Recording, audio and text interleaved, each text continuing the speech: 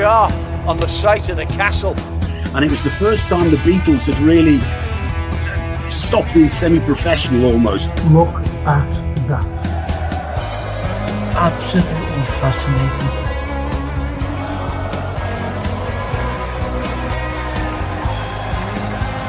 That's what you do. You buy these players that cost money and make a difference in it. But we never do that. Never complains, gets up, gets on with a smile on his face. You just want you to sit in your chair and go, hip hip hooray, for the Western press and the Western narrative. You dare dictate the same old, every single day without this.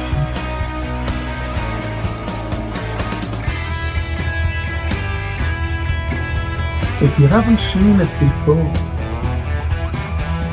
please watch the first two episodes, the second season.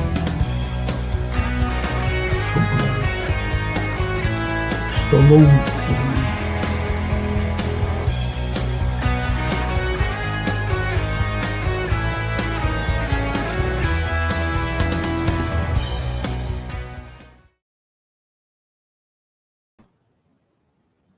Hello everyone, all you fellow Reds, hello, it's me.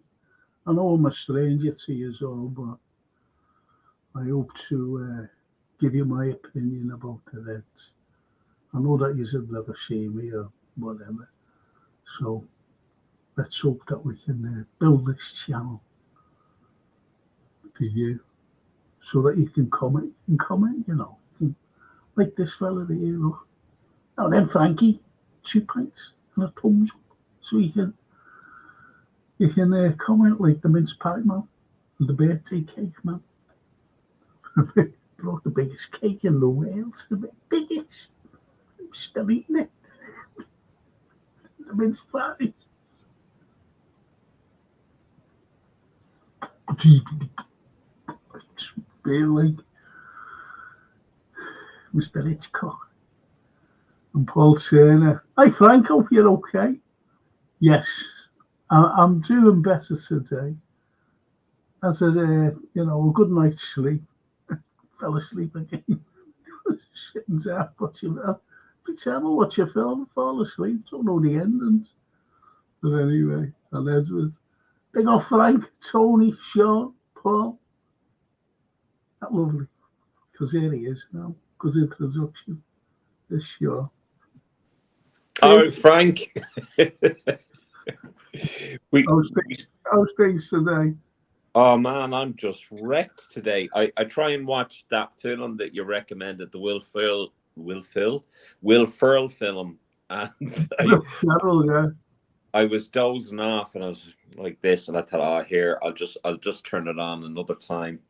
But yeah, no, I'm grand. Just a hard day's work today, and be working out tomorrow as well. But there you go. Evening, Tony. Evening, Paul.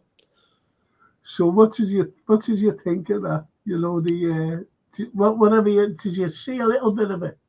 I saw a little bit of it. I mean, I love Will Ferrell, and I love your man. Oh my God, is it James McBride?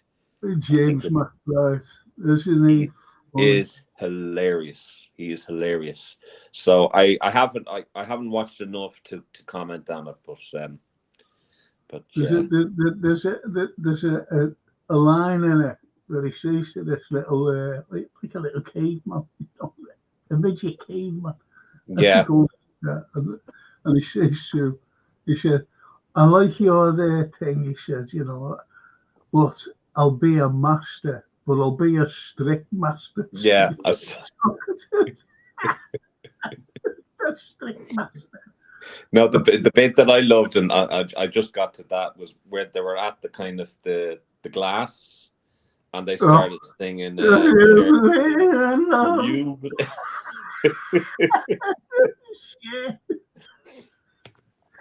Oh God. Absolutely. The crystal, yeah, when they buy the crystal. Brilliant. Brilliant. But anyway, everything, lately is about this cute fella. Yeah. It's kind of getting it's distracting us from what is going on at Liverpool. And I mean, there's other videos and whatever that's come out from that rag, which I won't mention, and I wouldn't share anything from them. So, we haven't really reported it, but what David Coote gets up to in his free time is his own business. It's when it starts affecting the 90 minutes of a football game and what happens, on in the Premier League table. So yeah, I hope he has more free time to do whatever he likes. Absolutely. You're right, because we've got to concentrate. All right, we've got no game at the weekend or whatever, but we've got to start concentrating on the next game, which is the most important game. And throughout the Premiership, the next game is the most important game. Yeah, there's no easy games, and this is what we've got to concentrate on. Let the FA sort this cute fella out. Let him sort it out. Well, I mean, now UEFA are getting involved as well. It's like the corrupt, investigating the corrupt, which I find quite comical. But I think that the FA should also investigate, as I said to you on AKM Live After Hours last night, I reckon that they should investigate Howard Webb, because if he was aware of what was going on, and he was aware, he should be sacked. He should be gone. He should be gone. He should be gone. But we'll discuss that. Let's say hello to some of the lads. Yes. Because Edward says, hard work is good, brother. Yeah, so you're working hard, you say. And the boys in the back of that's the cartoons, isn't it, the lads? That's, yeah. And KP, hi Frank, Stoke, Sean, and chat. And there's a couple of points for us. Thank you, KP. Thank you very much. We'll have them. IBR. Evening, Franco and Shawnino. Getting on the back of a jersey. Shawnino. Definitely. No snorting, guys, says the red Jew. No snorting. Jesus, no such luck. No way. And IBR, I am just 7 minutes late tonight, says IBR. I say you're learning. You're learning. I was a minute late. Were you even a minute late? I thought you were early. Oh, right. Okay, then. Yeah. And what do you think of this? Coots will go to Saudi. I sincerely hope not. I don't think the man should be earning a single cent refereeing, and especially with the mental and the crazy money that's involved in the Saudi league. I mean, it's up to the Saudis. If they want corruption, that's fair enough. But I disagree. He shouldn't be refereeing at all, ever. That's Absolutely. My take on it. Absolutely. And as KP says, how can anyone say Coots is impartial? And he's so right, he's not impartial. This is what's being proved anyway. And the North Red, to progress after Christmas, we have to help our squad by bringing in fresh faces. But will FSG seize the moment, the most obvious thing to do? We'll talk about, I'm making sure we talk about that, to be honest. No. And the Mighty Reds, good evening, Frank and Sean. Oh, I hope you're both well. Yes, we are, I think. Yeah. Hello, P. I told him. And the Saudis don't allow drugs. They don't allow drink as well. That's very important as well to everybody. Sean's discipline. He's back again. He's looking after the dogs. I've just got to show this. I've got to show this, people. And what it is, we're getting there now because someone's going to own this. Is this my watch? Oh, yeah. Someone's going to own that fairly soon. It's a perpetual motion. It's very heavy. The back is glass so you can see the wonderful works on it.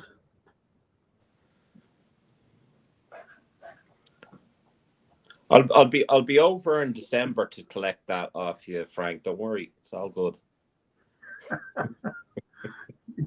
You've got the Anfield Roar to consent. Anfield Roar.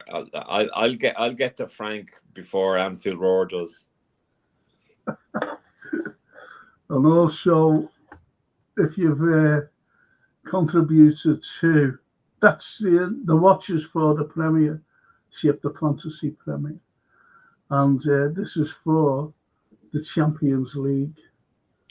It's the program, the original program from Madrid when we beat Spurs. And that's the original Mo Salah autograph.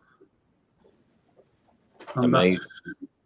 It's a cracking thing. It's brand new, actually. Yeah. Brand new. Amazing. The spine is perfect. No bending in the spine or anything. Perfect. Whoever wins that needs to frame it.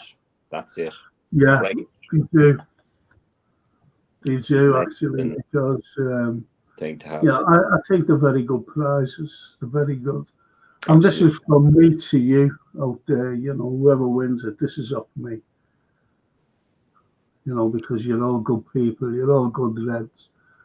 And if you win it, you know, great, you know, just, you can wear the watch with prize, or you can put the, as Sean said, you can frame the programme.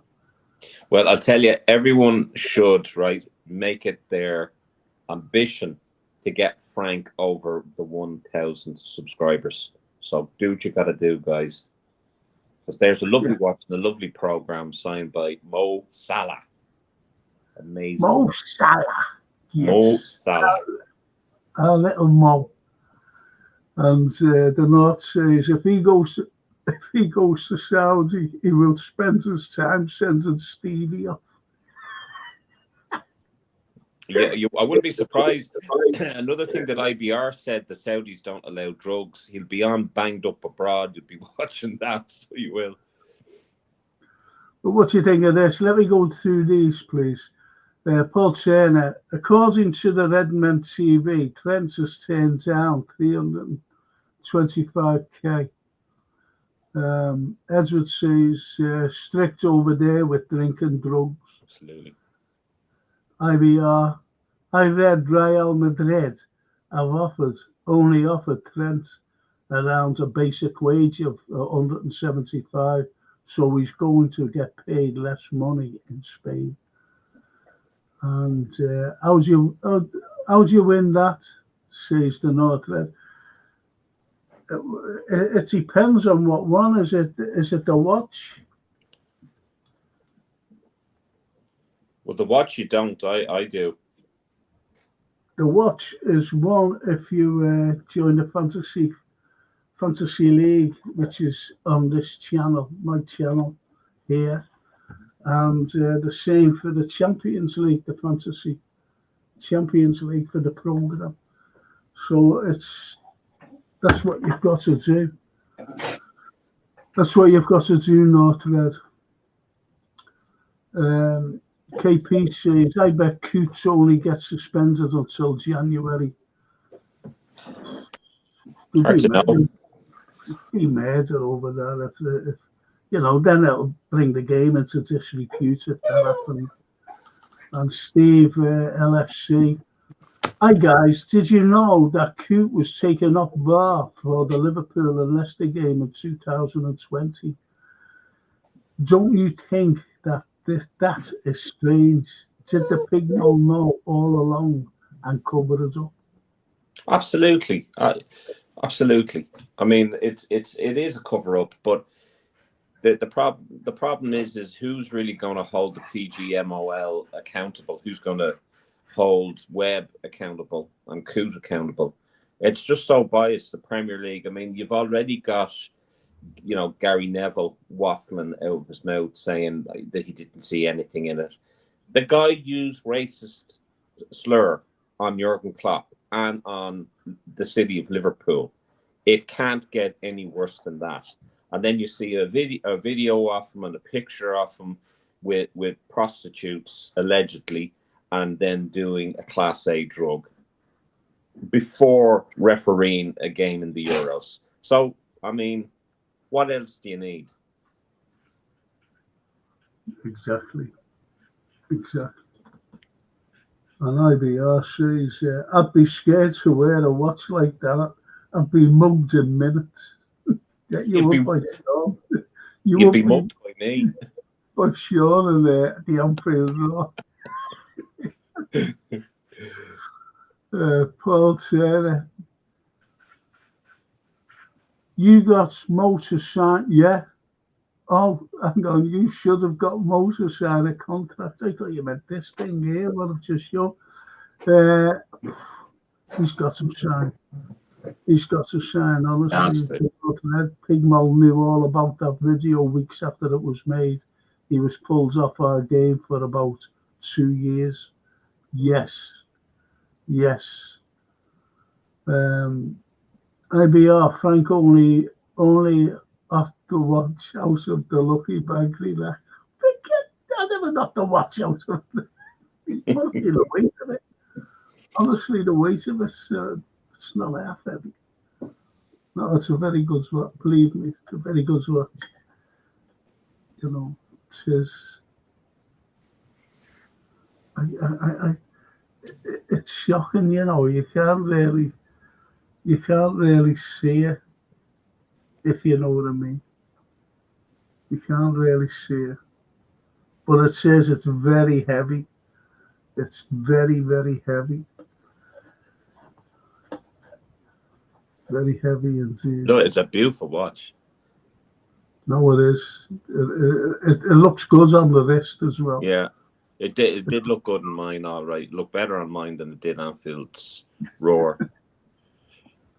I like the ass. What's it? I've been mugged if I wore that. Yeah, by me. And the note says there's more than one Coots in the pig malt.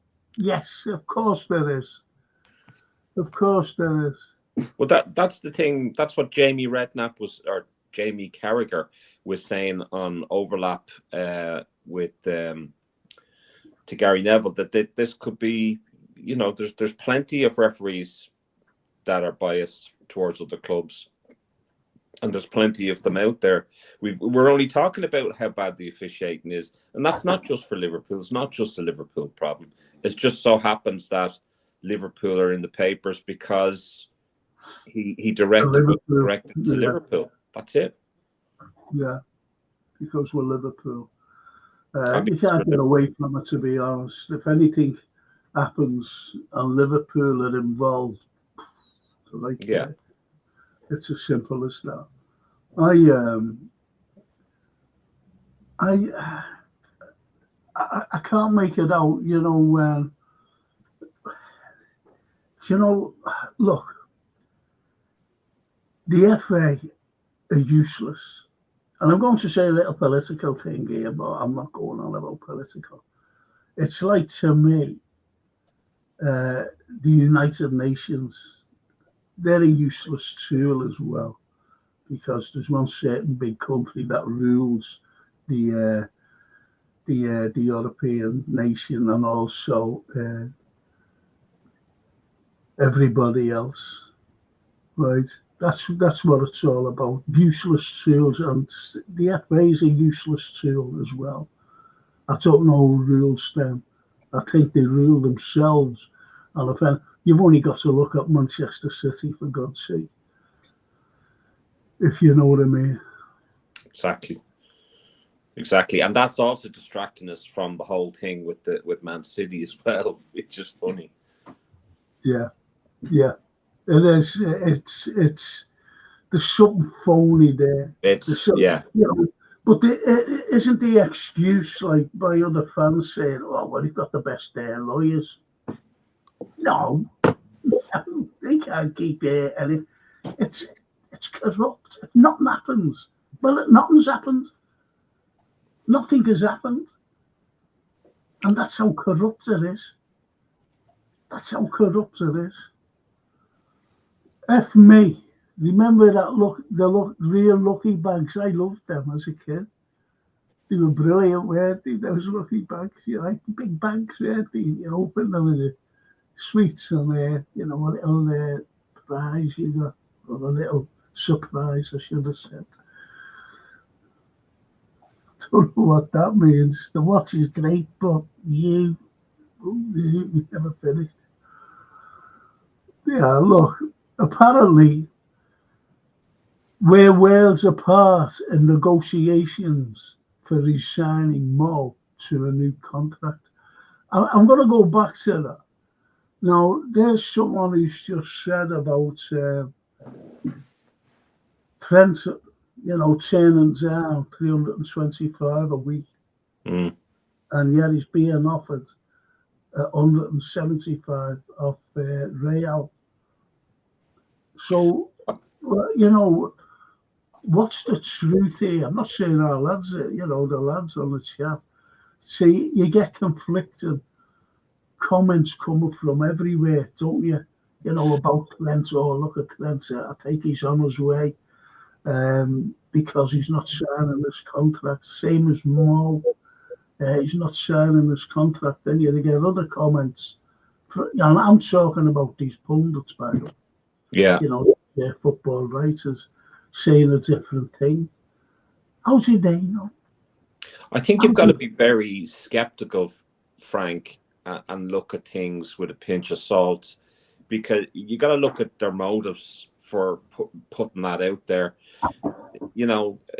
Journalists nowadays don't give news, don't report news. They give opinions, as Denzel Washington once said, opinions.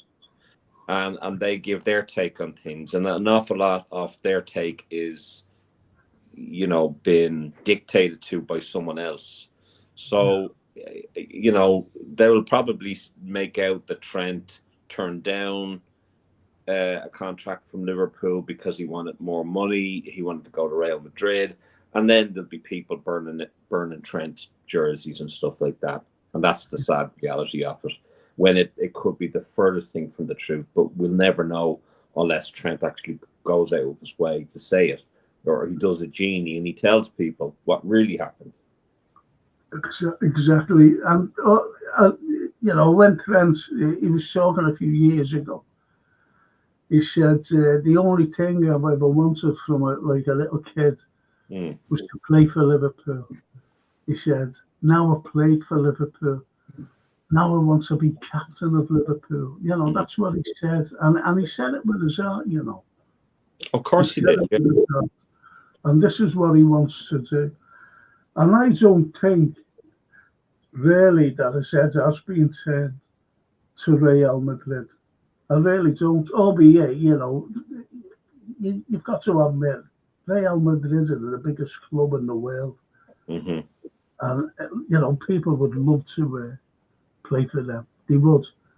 But I don't think Trent is that sort of lad, to be honest. But if he has been turned, it's only because of his mate that we should have said. Yeah. And didn't. Yeah. And I blame the owners for that. And the North Red says, remember the football days when you couldn't name a single ref? Absolutely. because they just did the job. When you were going home from the game, you argued about the game. That should have been a penalty there, or that wasn't offside. This is the like the football talk. This is the football talk. And going home and you say, oh, that ref was crap. You don't say that Cooch was crap, that Tierney was crap. That's it. You don't say that because the refs today.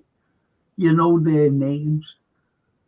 And their names are remembered simply because they're bloody awful. They are awful, but that's a cracking point, that. No, Fred, it really is. You didn't know your owners either. we weren't talking about owners back in the day either. Never talked about owners. The only thing we ever talked about were the players. Yeah. That's it. That's who you talked about. Even the crowd, like Carlyle was shocking there today, wasn't he? If you know what I mean. Mm. I miss those days, Frank, because we're being so wrapped up in talking about owners, and we're talking about accounts, and we're talking about money and finance and all of that. I just want to bloody enjoy my football. That's all I want. But when you have owners like the ones we have, it's very difficult. Well, I was on your show last night, and I mentioned about where we are in the league, well, the two leagues, where we are on both leagues, top of the leagues. Yeah. I never ever dreamt that we'd be top of those two leagues. I really didn't, to be honest. Not at the beginning of the season, because of Sloot, this new manager, Baldy had coming in. I never ever thought we'd be where we are today, and that's what we should be talking about. Not us, but everybody. But when something happens, the likes of this stupid coot, and it's distracting everything away from what we're actually doing, if you know what I mean. And I resent it even more so, Frank, the fact that does that, because we are in a fantastic position. You're always going to be worried at the fact that if it comes to international break, you're always going to worry that momentum is going to be lost, or there's going to be injuries or whatever. We're talking about this goddamn referee, and it's soul destroying, But my main concern, I'm being honest, I go back a couple of years ago and last season as well, when we went after the quad. We went after the quad for 2 years, we went after that, and we phased out, and it was tiredness as well. It was besides VAR as well. Let's put the Anyway, this concern of mine is in January.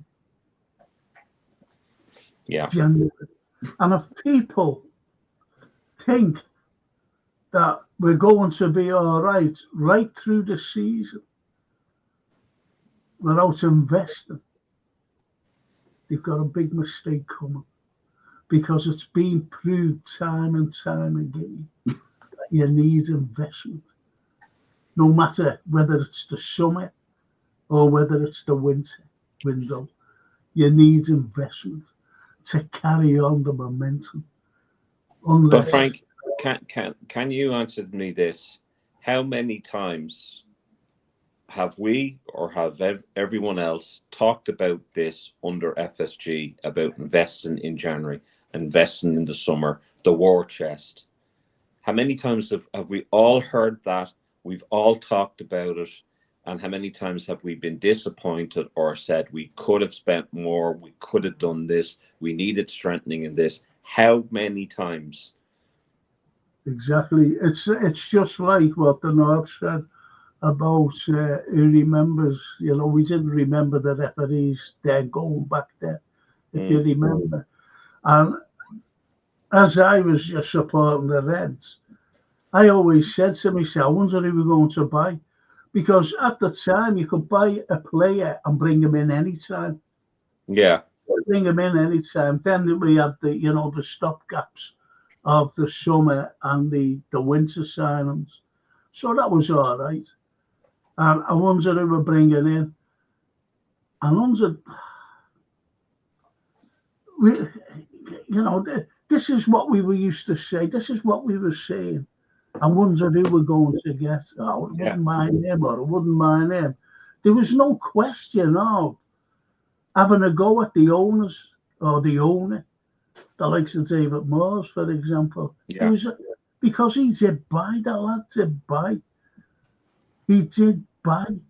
Mm-hmm. You know, you've got to look at David Moores and what he did for Liverpool Football Club. Mm-hmm. And he just couldn't compete anymore because of the way Chelsea brought in Abramovich. And he was just spending mad, if you know what I mean. And he said, I can't compete, so I'm selling the club. But that was, he has a great legacy. What he did, he built the stands over the Annie Road. He rebuilt the Cop and the Kenny Dalglish stand. That's what he did. Besides buying players, that's what he did.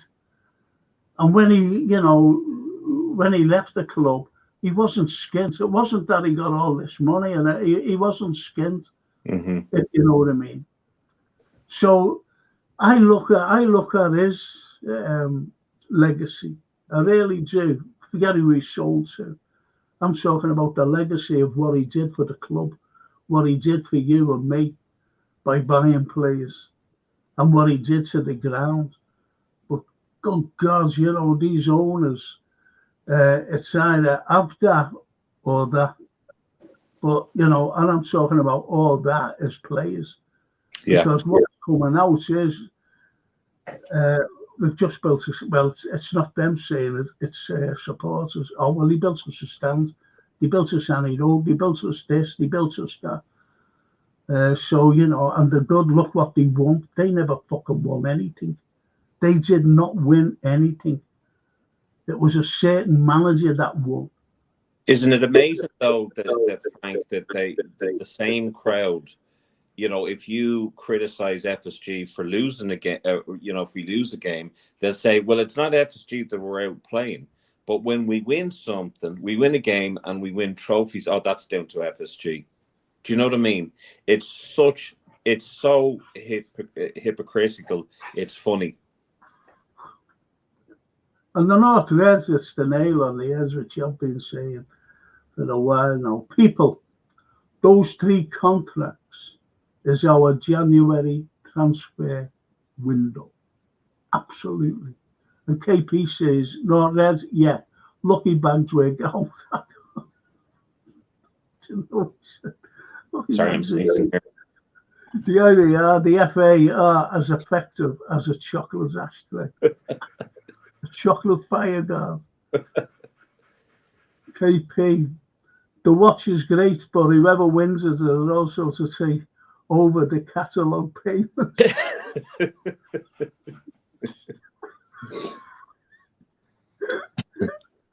That's a cracker. That's a great comment. Catalogue payments. And the North says, I hate to be a wet blanket, and I know you're intending on talking transfers, but I fear we could be sitting 2 of top of the league by Jan, and FSG still won't sign anyone. This is what we're saying, though. This is what we're saying, mate.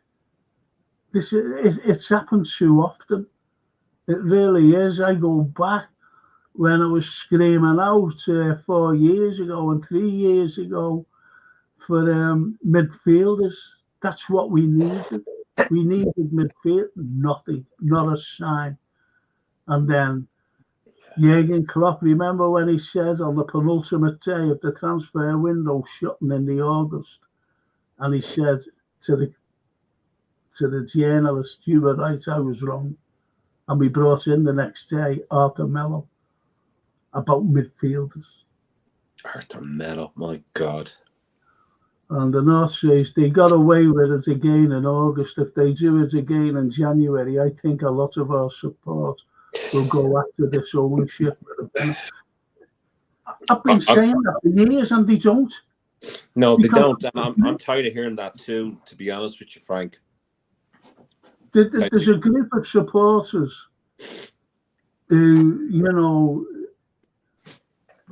not mentioning any names, but they're supposed to speak for us. They don't fucking speak for me. And, they say nothing. They don't say a fucking dicky bit. And that's the upsetting thing. They think that, and even supporters think, oh, they're great. They're fucking not.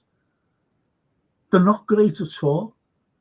They don't say a fucking dicky bit. And I'm sorry for swearing, but that's the way it is. That's where it gets me. It just gets me.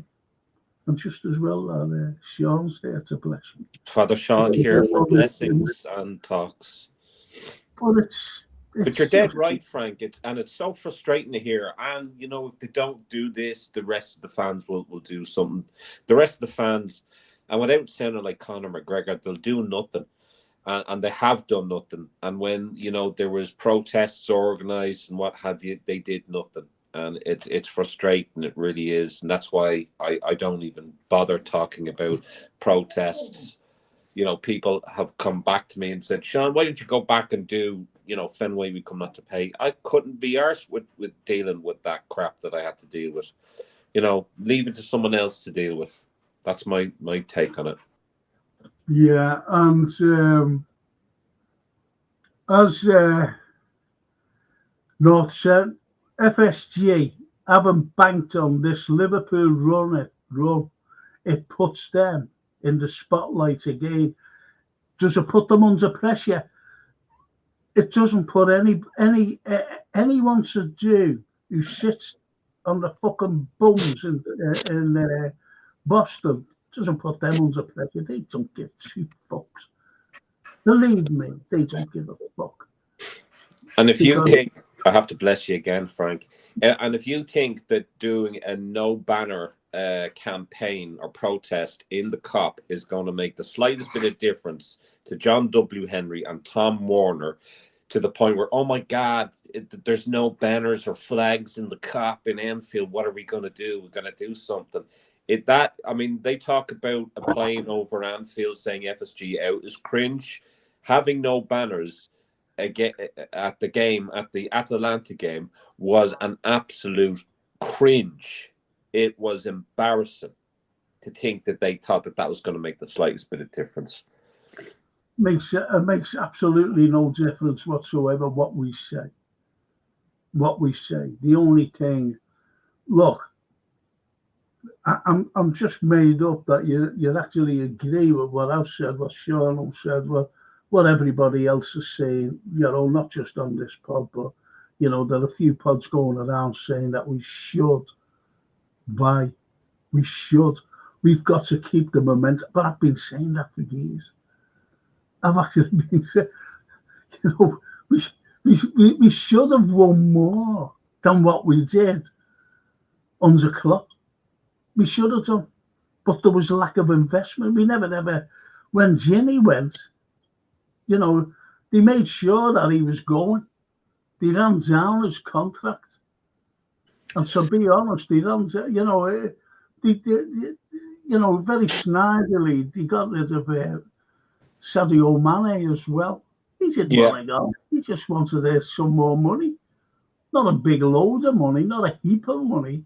So Ginny went, never replaced Ginny, ever. No. He never replaced him. And the other thing, we still need a DM. Gravenberch is there. Gravenberch is doing a fine job, but we still need a DM. We really do. If you think that FSG knew what Gravenberch were like and said, well, no, you don't need a DM, you got Gravenberch, you're having a laugh. But another comment that Paul made, I mean, you know, the very same crowd that are talking about Trent rejecting a contract of Liverpool are the very same that will tell you, well, you know, you just want, you know, people to spend like Man City, Man United, Chelsea. No, we don't. We just want necessary spending. If you need a DM, you go out and you bloody get a DM. You don't say, well, look, can I, you know, do this in monthly installments, or do you accept a bloody, you know, a bloody voucher if I give you a voucher? You know, we're not shopping in Aldi's here or Poundland. We're a £5 billion club. We're not a 300 million club, but we are still spending. Our net spend is still in around the same as it was with Gillette and Hicks and Rafa. So that's ridiculous. It's just absolutely, totally agree with it. But your comment there, before I bring my mates on all the way from Seattle in America, Brian Fennell, I'm just going to read out these comments. Then I'm going to bring the wonderful Brian on, good friend of mine. And here Max says, all right, Frank, Sean, Owen chat. Says here, Mac, did you see Kelly Dalglish interviewing Ali, Mo and Robbo? Brilliant video. The passion from them three comes across great. They have it, yes. They have for the club and, most importantly, the city as well. Thank you. IBR, it will be a travesty if you don't sign at least one player. We need two in January, as we're there to add to some quality. It will boost the mentality of the players. Yeah, absolutely, it would boost, and that's what it's all about when you do bring in not replacements, but you know, newly fresh blood, quality. You know, that's what it's all about. Quality. We need quality. KP, Frank, you're only saying what most of us feel. FST are about as much as use as a blow through a ragman's trumpet. I remember the ragman coming around as well. Don't get nothing off. Ragman. Yes, IBR, not only mental boost for us, but can you imagine our competition watch us signing a couple of quality players? Not replacing Ginny was a schoolboy error, says IBR. I think it was more than a schoolboy error. It was shocking. Shocking. And I agree, it will send a clear message to City and Arsenal, but sadly I see them spending big in January. This is the last comment before I bring my wonderful friends on. Brian, we need a minimum of 2 quality players in January. We do. Absolutely. You'll have a met Brian, have you? Brian? Me, no. He loves FSG. He's going to love me. I love Hello, FSG. Brian. Let me count the ways. Hey, Sean. Hey, Frank. Oh, yeah, a decent hour now. Yeah, that was me who sent that message, but it came up as Facebook user. But anyway, we're all here. Hello, how are you? Oh, we're good. I have actually met Brian. Yeah, we've met before, yeah. We have, yeah. You're from Seattle? Yes. Yes, I have met Brian. Yes. How are you? Yeah. Mr. Fenway, we come not to pay. And yeah. Something like that, yeah. Well, yeah. No. I had your 6 on that. I fully agree with everything you said about them. And so, what's the latest now? They're not going to spend in January. Is that one? Yeah, that's yeah. I don't. You know, it's a consensus that we won't spend in January when we need to spend in January. We need to spend in August. We need to spend in July. Exactly. And also, one of the lads says, you know, there was a report out saying that Trent actually turned down 325,000 a week. Yeah. And if he goes to Spain, to Real, they're only going to offer him 175 a week. So these are conflicting things. There's a big difference, though. I'm sorry, I cut you off. There's a big difference at 175 in Madrid versus a 320 in Liverpool. Let's be honest. The endorsement deals, the global recognition, he'll make that up in spades. So no problem. And he'll be in Madrid. So no problem with that. I mean, do you blame him? I mean, one, he's won everything he could win in Liverpool. Two, they're not paying him. So hey, at this late in your career, go get your cash. Go get paid. Go get your endorsements. Go do whatever. And unfortunately, that's the way of sports these days. So no hard feelings. Good luck, Godspeed. Thanks for the memories. Yeah, I understand your comment there, but we don't want him to go. And as I mentioned before, Brian, the only thing left for him now at Liverpool is to captain his own club side. That's his ambition. He said it years ago. To play for Liverpool, he's played, and to captain Liverpool. He can come back and do that. Go to Madrid, go get your cash, go get your paper up, then come back later in your career. Okay, I want to come home. And it'll be a massive sell, homecoming. Liverpool's prodigal son returns, captain, and what? Yeah, tick that box.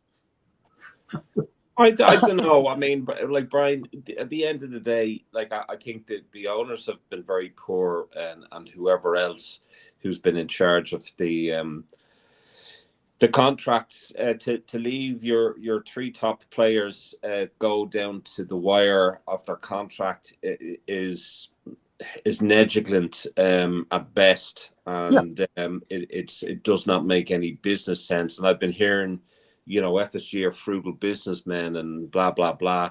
Well, that's not frugal. That's just pure and utter stupidity.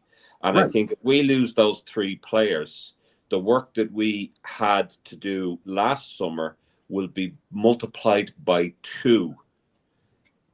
It will be twice as much work we will need to do next summer if those three players go. That's absolutely, and that's the scary reality of it.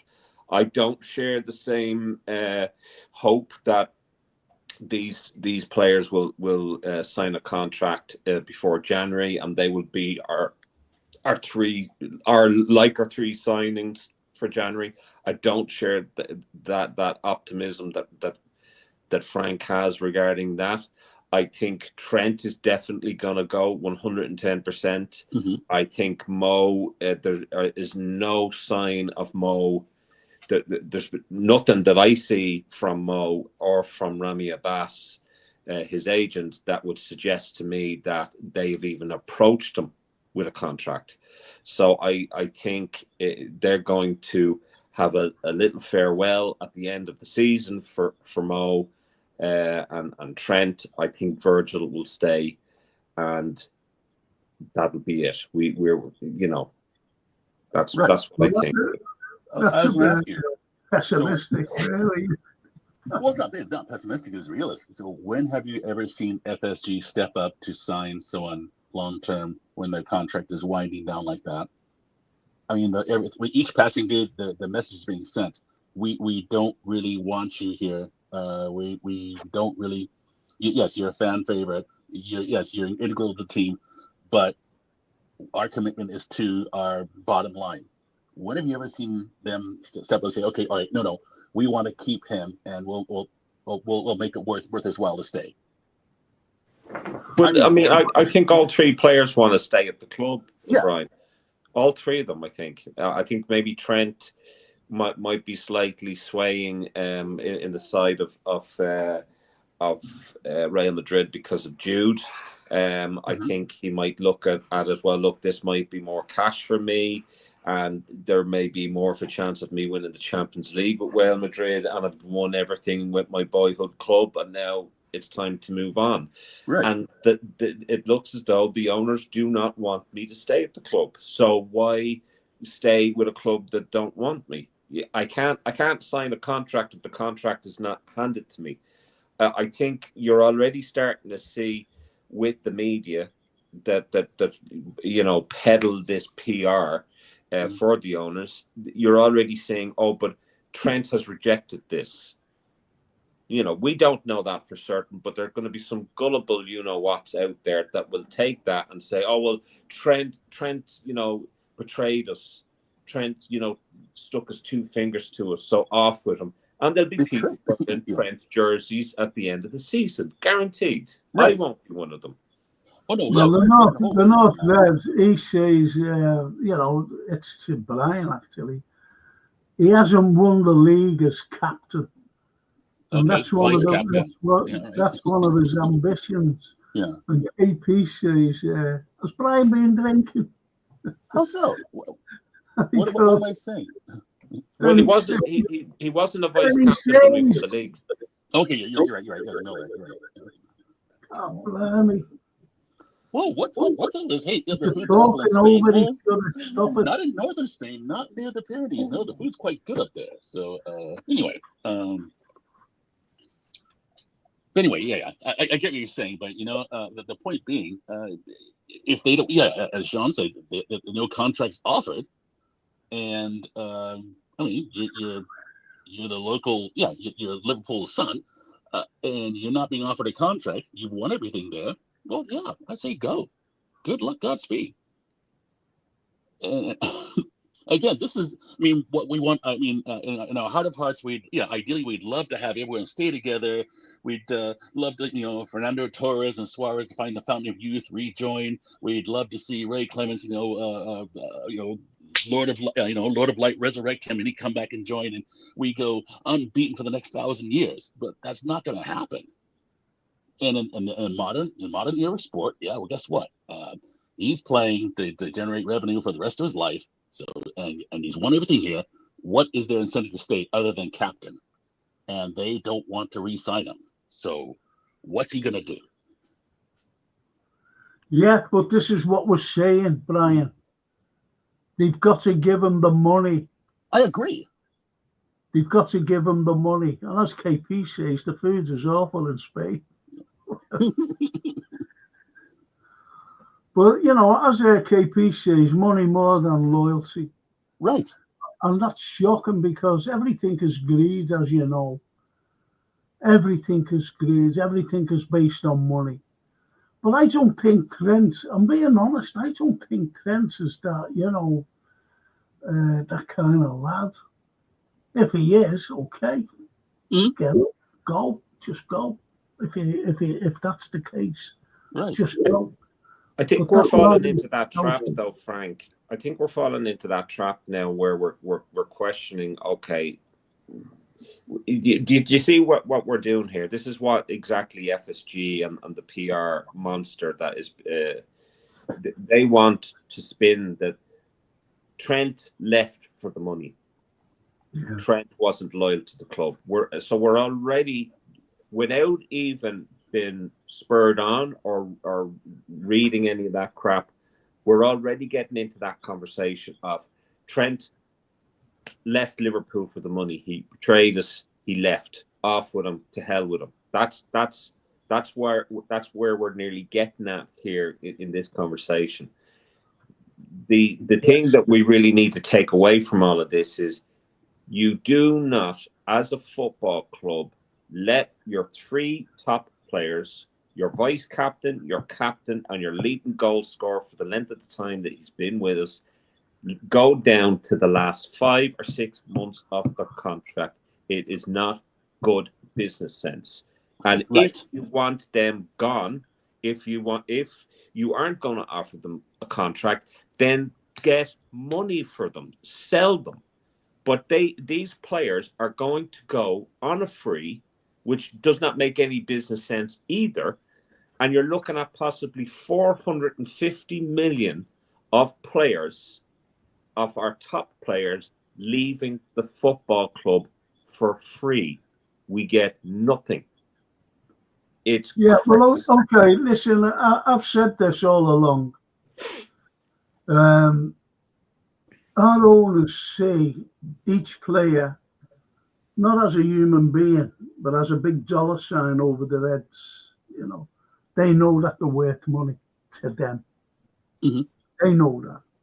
That's why, and as the North Reds said before, like I've been saying all along, they will sign contracts. They will. And as someone else said, it'll be like 3 new signings.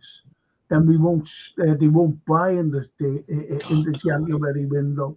They will not buy because those 3 signed contracts will be our new signings. I've been saying that for ages, for a very long time. I've been saying that.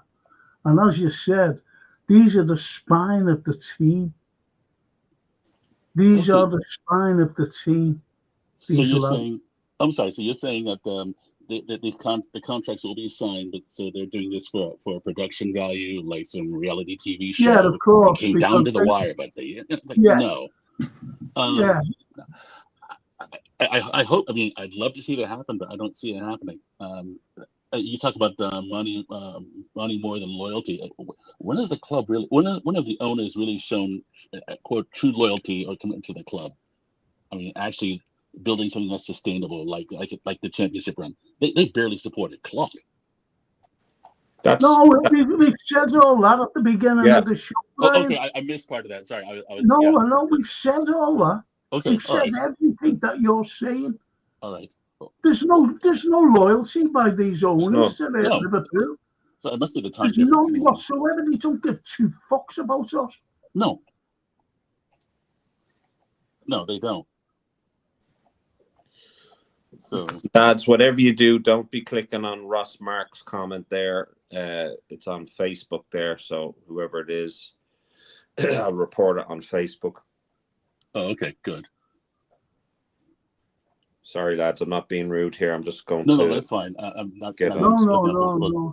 No, I'm just absolutely just livid. You know, I mean, and I'm tired of being pissed off at the owners over what should be second nature. It should be what innate in ownership. Okay, invest in your squad, invest in your infrastructure, invest in these things. And yes, yeah, that's what we were saying. Okay, all right. About these, they are cowboys to me, Brian. They really are. And we've been saying about a certain group of supporters who's supposed to speak out for all the Liverpool fans, which they don't. And I don't mention their names. I won't. The name of this little group. And they've said absolutely nothing. Absolutely nothing. They've never called them out once. Not once have they called them out about lack of investment. Because as I said before, Liverpool, when we were winning the Champions League, when we were winning the Premiership, there was no investment. None whatsoever. And I was screaming out for midfielders for 3 solid years, 3 seasons. Nothing happened until, they finally brought in the likes of Szoboszlai, the likes of McAllister. Yeah, that was great. They brought them in, but they got rid of the others. But they were flagging for 2 years. They couldn't last the season. Mm. And I'm talking about Henderson, Milner. Yeah, you know what I mean? And Fabinho. They just couldn't last. The legs were going at the end of every season when it was that was the most important part of the season, and they were just good, unfortunately. And that's what we discussed before. Okay. And the FSG did nothing at all to help the team. Nothing. No. Same thing they did in San Diego. So, I mean, what Warner did in San Diego, and same thing he's doing in Boston now with the Red Sox. So, yeah. You only have to look at Brian what the San Diego Padres what said the Boston Red Sox fans think of FSG now at the moment. They absolutely detest them. The San Diego Padres, the fire sale of '93, we've had that fire sale 10 times over with under FSG. I mean, at the moment, you could easily say we might need a new goalkeeper for getting rid of Kelleher and Allison. We've got Mohamed Ashvili. I don't know where Jarvis is going to be up for the second spot. I don't know if the other goalkeeper is going to be up to much either. Are we going to need a left back? I think so. Maybe a centre back as well. We need a defensive midfielder, as Frank has been saying. We may also need a centre forward if things don't go too well for Núñez, or it doesn't go too well for injury-prone Chiesa. And if then on top of that, if we have to then, if we're going to lose Trent, we're going to lose Virgil, we're going to lose Salah, we have to then get replacements for them. So that's like a full squad almost. Oh, yeah. Which is crazy. And that's going to be put on the long finger, and you're going to hear, oh, well, you know, you don't want to be like Gillette and Hicks, and you want to be careful how you spend, and the right player hasn't come along, and it's very difficult to buy a player with the quality. That's all bunkum and bullshit, and excuse my language, Frank. All bunkum. Oh, yeah. Well, no, it's pure and adulterated bullshit. Yeah, I'll say it. Yeah, it is. Well, as KP says, Trent is hardly skint, born and bred Scouser. Surely you would want to see your football career out in the club who set you up. Not only they set him up, you know, from a 6-year-old, but he supported them. He supported them, you know, right through his little career, right through to his adulthood now. And he's at his peak now. Yeah. So I don't want to see him go. I don't want to see any of them go, because, as I said, they're pivotal to this football team. And if they decide to not to sign, you know, that'll affect the team. You know, if they can't go until the summer, if they're not signing, if you know what I mean, it'll affect the team mentally. Affect the team, and it's just absolutely ridiculous, ludicrous. There's no words that I can say about these owners, and we've got to bring in these agents and say, listen, you know, get these to sign. You've got to. It's as simple as that. But can I ask you a question, Frank and Brian, right? What sort of message do you think it's putting out to the players that are already at the club, and the players that we may even target during the summer, God forbid, when we're offloading players like Virgil, possibly like Salah, and possibly like Trent? What sort of message does that put out there? Oh, and let's just add this. Yeah, I mean, let's face it. The players talk amongst each other, as do the agents. The message you're sending here is like, well, they're not serious about a title. They're perfectly content with, you know, chasing, keeping the turnstiles flowing, turning, the spice must flow. They're not serious about a title at all. If you let those top three players go, and be clear, I don't want Trent to go. But if he goes, I don't blame him. No hard feelings. That's all I'm saying. But no, that's the message. That this ownership, this leadership, they're not serious about winning titles. So no, they're not serious about anything. No, Brian, they're not serious about. They've never been serious about anything at all. That's my point. Yeah. See, you know, the pods, what we've been doing lately, is about other pods and like other supporters who haven't a clue what they're talking about, because all their excuses, oh, look what they've done for us. They saved us, and all this garbage that they're coming out with. They've forgotten the most important thing, and that's investments on the pitch. And that's it.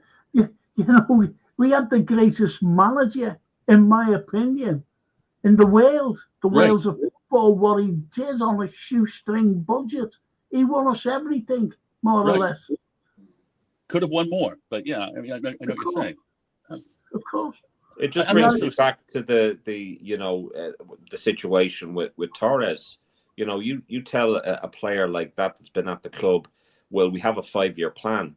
I mean, players aren't going to sit around for a 5-year plan while you get the finger out and all of a sudden decide in 5 years' time, oh, great, now you want to start competing.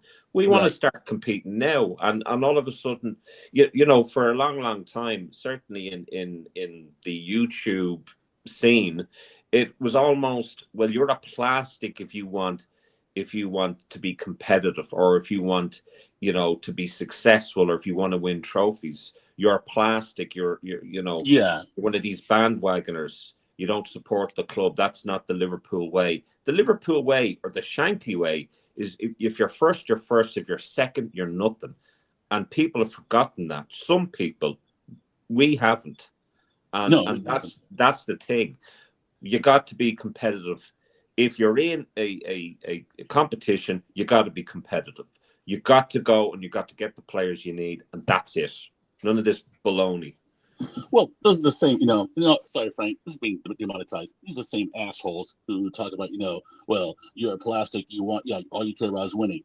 But in an argument with another supporter, they're the first ones to go to, we're the most successful club in England. Okay, well, how do you gauge that? Well, look at our trophy room. Okay, so I don't know. I'm sick of the sort of fans, you know, who tone police others, say no, have patience. They saved us. From what? To do what? Exactly. Yeah, the media saved the dinosaurs from drought. Okay, you know, the what do you say? The conquistadors saved the Yucatan from what? The Aztecs. Okay, and what do they do? I mean, sorry, historical reference. I've been reading it, Frank. But anyway, I'm sick of those fans. Yeah, and they're all assholes. Yes, you are assholes if you're saying that. Be polite and tone policing other Liverpool fans. There. Yeah. Sorry, blood pressure's going up. I'm sick of these people. Yeah. Let me just go through a few comments here. As KP says, you know, demoralising. Yeah. That sums everything up, and it is demoralising. Darryl Merry. Evening, everyone. Hope everyone is good. Yes, we are. And he carries on by saying, I prefer a pan of scouse with crusty breads than a pan of paella. Absolutely. And LA. I love your flag, by the way. Yes. I don't know who's worse, FSG or their apologists. Both make me sick. That's a cracking comment. Yeah. And IBR, I feel sorry for Sloot as he's done a solid job so far. But if we lose all three players in the summer and not properly replace them, the fans turn. They will turn on that. They will turn on Sloot. They will. Because they're stupid. I say, right? Sloot better back.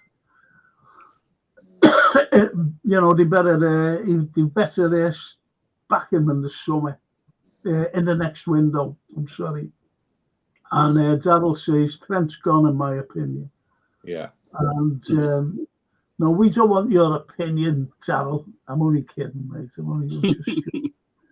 If FSG would have been serious after we won the Champions League, we would have been out of sight of the other season. Absolutely.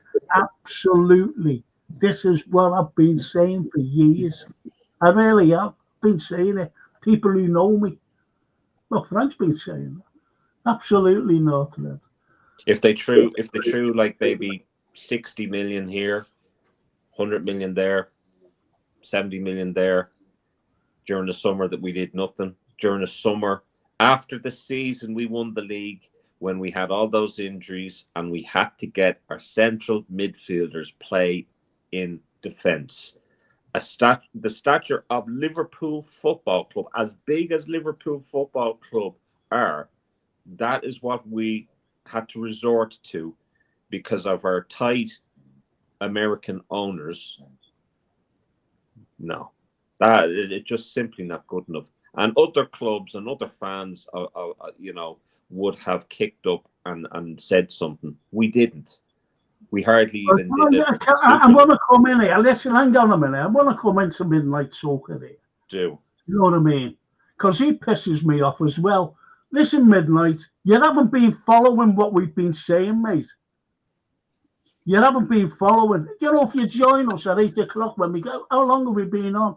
We've been on an hour and 10 minutes. You want to come in? if you know what I mean, a bit early rather than just coming in, you know, with 50 minutes to go for the show, if you know what I mean. You know, 70 minutes. And we've been talking.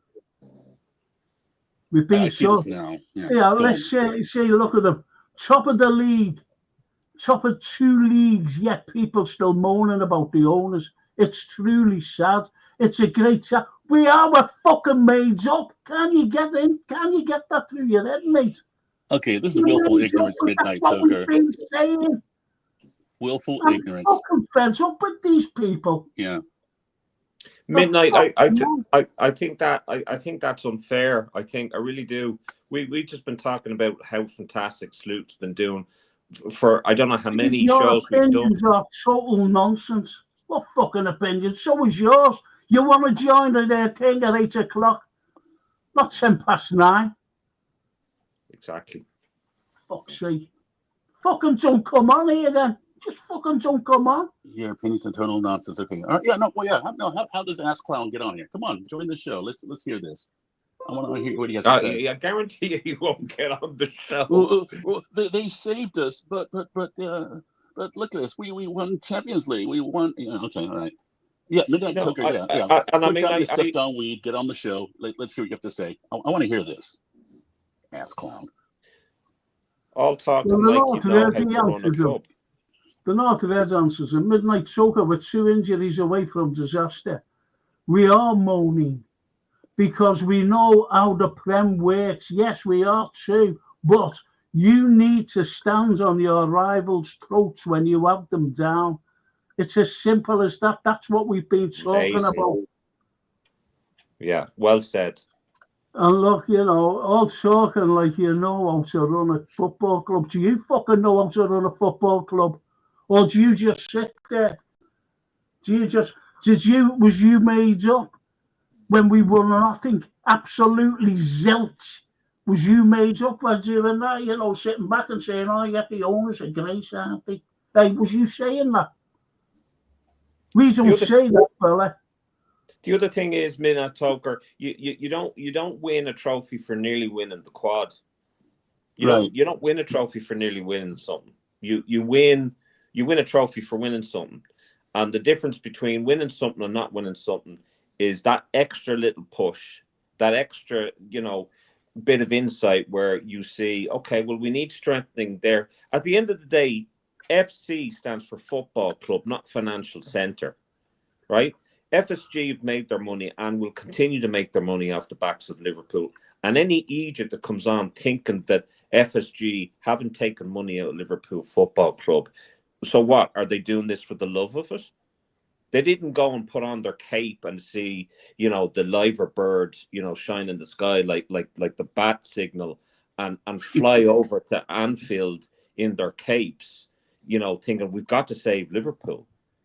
If you think that, you're deluded and you don't have a clue about how business is. These are business people. These are portfolio collectors.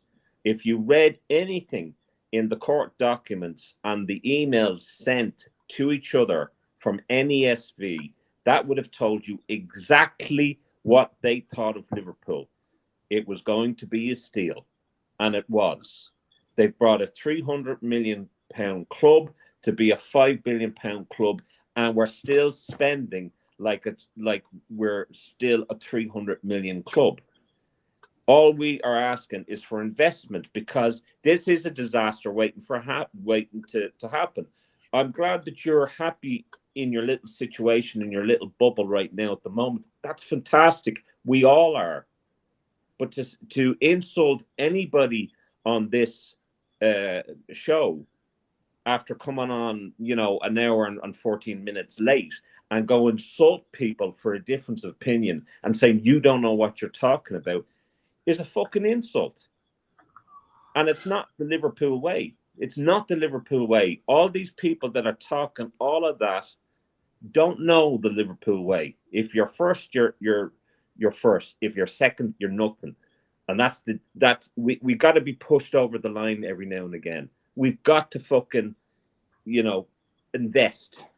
And if we don't, and we lose 3 players, you're telling me you're happy with the contracts of the three most important players in that squad, you're happy with the fact that they're going down to the last 4 or 5 months of their contract, and you could see €450 or £450 worth, £450 million worth of players leave on a free. You're telling me you're okay with that? Have you lost your goddamn mind? Well, anyway, Never had the mind to begin with. Why was owners who are currently sitting on 1,000% plus profit on their investment not nurture that investment by spending a tiny percentage of that profit on bolstering it even more? Absolutely. And look, he sees that we're all talking. Come up with something a little bit more sensible than that, Midnight Toker. If you're going to try and insult us, back something up. Give us facts here. Tell us why you think that we're talking out of our arse. Please. Come up with something a little bit more constructive than that, please. Yeah, try. Absolutely. I don't know what age group you are, but like. Well, anyway, sitting in his mother's basement. Yeah. Okay. Yeah. Brian, not this, not our Brian. Brian says, I'm just on, but lads, from what I've picked up, we all know every second of the day that these owners will always sell us short. We could have won loads more with a few bit more, and it could still. Absolutely. Oh, yeah. Absolutely. And, listen, Midnight, look, if you want to stay around, that's fine. That's cool with me. But as Sean said, come out with something constructive, because you haven't. You just said stop moaning. He's told us to throw. He's told us to throw up. To throw up. Yeah, that makes throw up. Yeah, Midnight Toker, stop. Whatever you're talking, how shit to a coconut shell, or whatever, or stop huffing, whatever it is you're doing. Okay, what's this? Is that as constructive criticism? Something constructive, grow up. Oh. He's said that he's been listening to the show from the start, but only decided to comment. How convenient that was. Yeah. Oh, yeah. He's been. What did we say at the beginning, fella? Hey, Midnight. What did we say at the beginning? What were we talking about? Come on, let's have your little comments. What were we talking about at the beginning? Hey. We don't get to choose who owns the club. How profound. That is deep, Toker. That is that's all well and good, Toker, but do we hold them accountable for the decisions they make? Yes, because they own the club we support, right? So we hold them accountable. If we sat back on our laurels, right, like you do, criticizing people like us, we would be in a Super League, and everything that we held dear, all of our history, would have been for nothing, because we would have been kicked out of the Premier League. That is the ownership that you support, and you're giving out to fellow fans for saying, FSG should invest, FSG should get the contracts together, and you're more interested in saying, yeah, but look, aren't we on top of the two leagues? I know, right? Isn't that great? We're top of the two leagues. This is why we should invest, Midnight Toker. This is why we should invest to stay up there. Do you want to stay there? Saying, but they fucking don't invest. Can you get that through your head? I've said all along from the beginning, not the beginning of this show, beginning for months, that it'll be like 2 new signings. Let's ask this idiot. What did they think they were buying? They were doing when they invested in the club, into a sports franchise, into a football club. What did they think they were doing? Right. There's certain expectations of the ownership. Again, like I said before, invest in your first team, invest in your club, your players, your personnel, and invest in the infrastructure, stadium, and other things, and all things that go along with it. You bought it, you own it. It's an expectation. So they're doing the bare minimum. Okay, Sure, whatever, and you're happy with that. All right. It's Well, like as watch. I'm getting real pissed off. Midnight says, moaning on YouTube is taking a stance. Yeah, can I take talking that? A load of not a load of bollocks. We're talking a load of common sense. No, about investment. That's what we're talking about. Not taking a stance, you fucking idiot. Midnight. Let me tell you something. You don't obviously you don't know anything about any of us here. To be honest with you, I spent 7 fucking years, right, putting my neck out on the line online and other places, talking about these owners, right? Now, when you go out of your way and you make yourself public, right, and you put out the information that we did research on, right, that's doing a service to the club, right? That is taking a stance, right? We had organised protests. We actually had one protest outside Melwood, and it fell apart, right? Because people wouldn't jump in on it. And everything that I said back then, everything that my group said back then happened. Mm-hmm. So don't fucking tell me or anyone here, oh, your stance is complaining online. Your stance is being a little keyboard warrior on a YouTube channel that you're giving out about. If you don't like the channel, tune out. If you don't agree with what we're saying, tune out. Or if you are an adult and mature, come on here and actually contribute to a civil debate. Or if you can't do that, then I'm sure there's some sort of Mickey Mouse bloody YouTube channel that you can go where you can kiss ass. We know where he comes from. We know where he fucking comes from. You whispered the oil money. Is that it? Is that your constructive criticism? Please, is that your constructive criticism to us? He's spouting the same shit that comes from these FSG ass kissers. Oh, you want to spend? You just want oil money. And have you thought about the human rights? Well, look at Standard Chartered, Midnight Toker. Look at the stuff that is written about them and the allegations made about them. What nationality are FSG? Oh, American. Oh, right, okay. And who are they in partnership with over the PGA breakaway golf tournament? Oh, the Saudis. Okay, so you wouldn't want the Saudis. You wouldn't want them at all. Oh, fuck That's me. That's how phony they are. They haven't a clue. Fuck me. You just haven't. They haven't a fucking clue. Me. Look at AXA. Look at Standard Chartered. Look at Nike and all the human rights issues there. And you talk about fucking oil money. I couldn't give a fuck, man. Oh, here we go. Next time I'm in Liverpool, I'll gladly meet you. Yeah, I'm sure. I don't float that way, buddy. It's the sort of carry on. Like I'm gonna spend my time, my hard-earned money when I come over to Liverpool to meet a bloody internet warrior, a keyboard warrior. No. Master Chief, 3rd Keyboard Battalion. Okay. Oh, yeah. Fuck me. Okay, Toker. All right, we're Liverpool. Okay, well, look, yeah. Well, why don't you get on the show now? This is a cracker. Listen to this. What happens on the pitch is all I can say. That's what we're talking about. What happens on the pitch and investment. Can you get that? You know, investment. You know what investment means? You know what investment means? To stay up there at the top. This is what we're talking about. You just fucking contradicted yourself, fella. You contradicted yourself. If you've got a little brain cell in there somewhere. Outside the frown will do. What's the frown?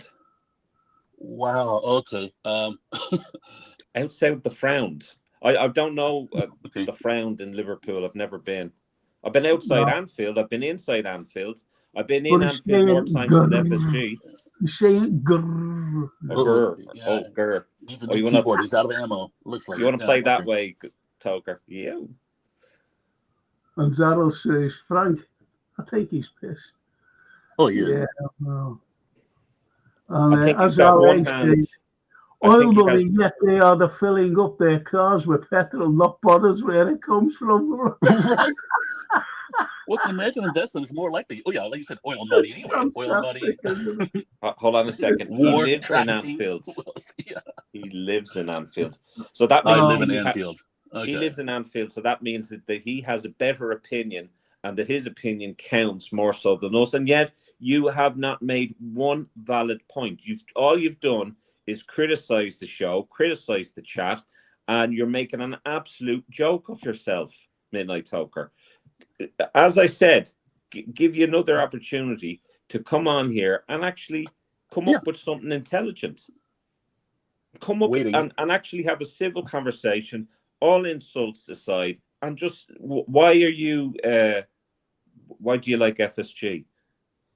Was there something that you liked apart, from the putting up the tickets, the price of the tickets? What about when they tried to furlong the staff there during COVID, when they could have kept them on?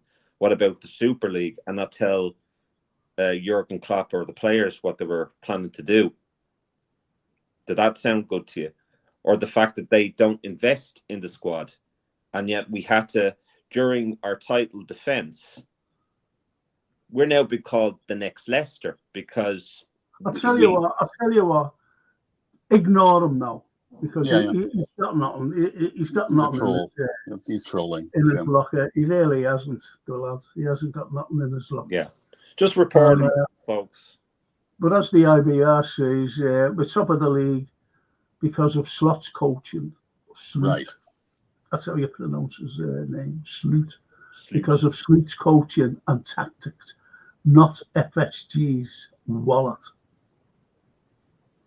Yeah, we brought in Chiesa, didn't we? Yeah. No.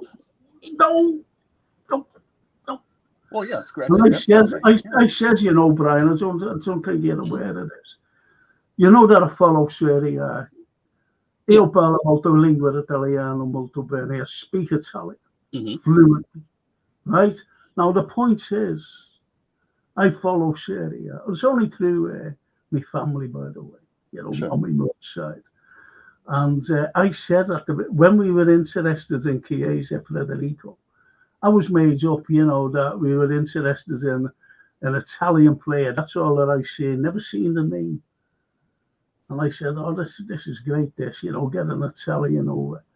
Anyway, when I found out who he was, I went, he's injury prone. Right. And right up to the day we signed him, I said, listen, he's injury prone. Let's see how many games he plays for us. Let's see.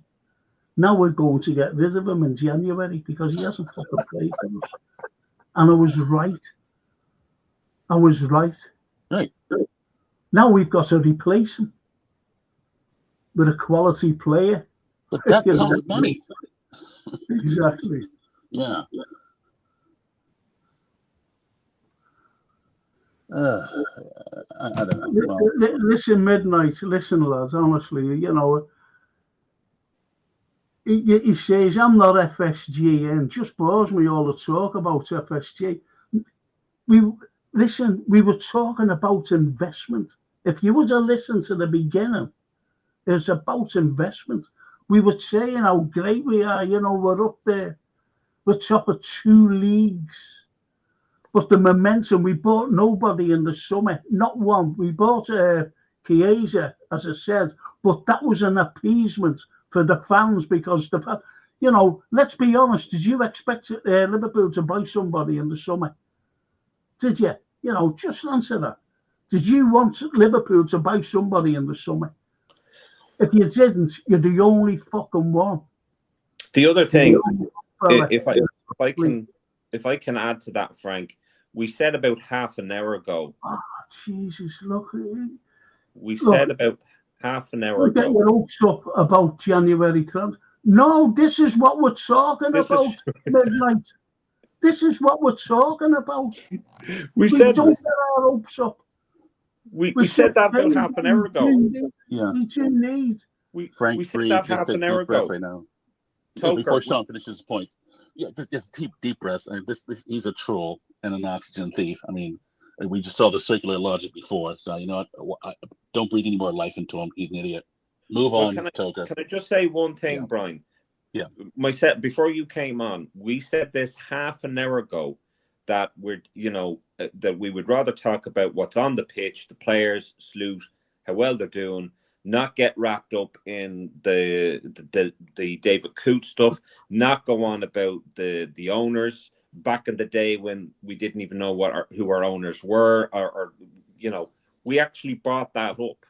So if Toker was actually listening to the show from the start, he would have heard us say that. Exactly. He would have heard us say that. So he obviously hasn't been watching the show, and he's just come on just to rile it up. And that's grand, because it's great viewing for other people. So I appreciate that, Toker. But the point is you're wrong. You know you're wrong.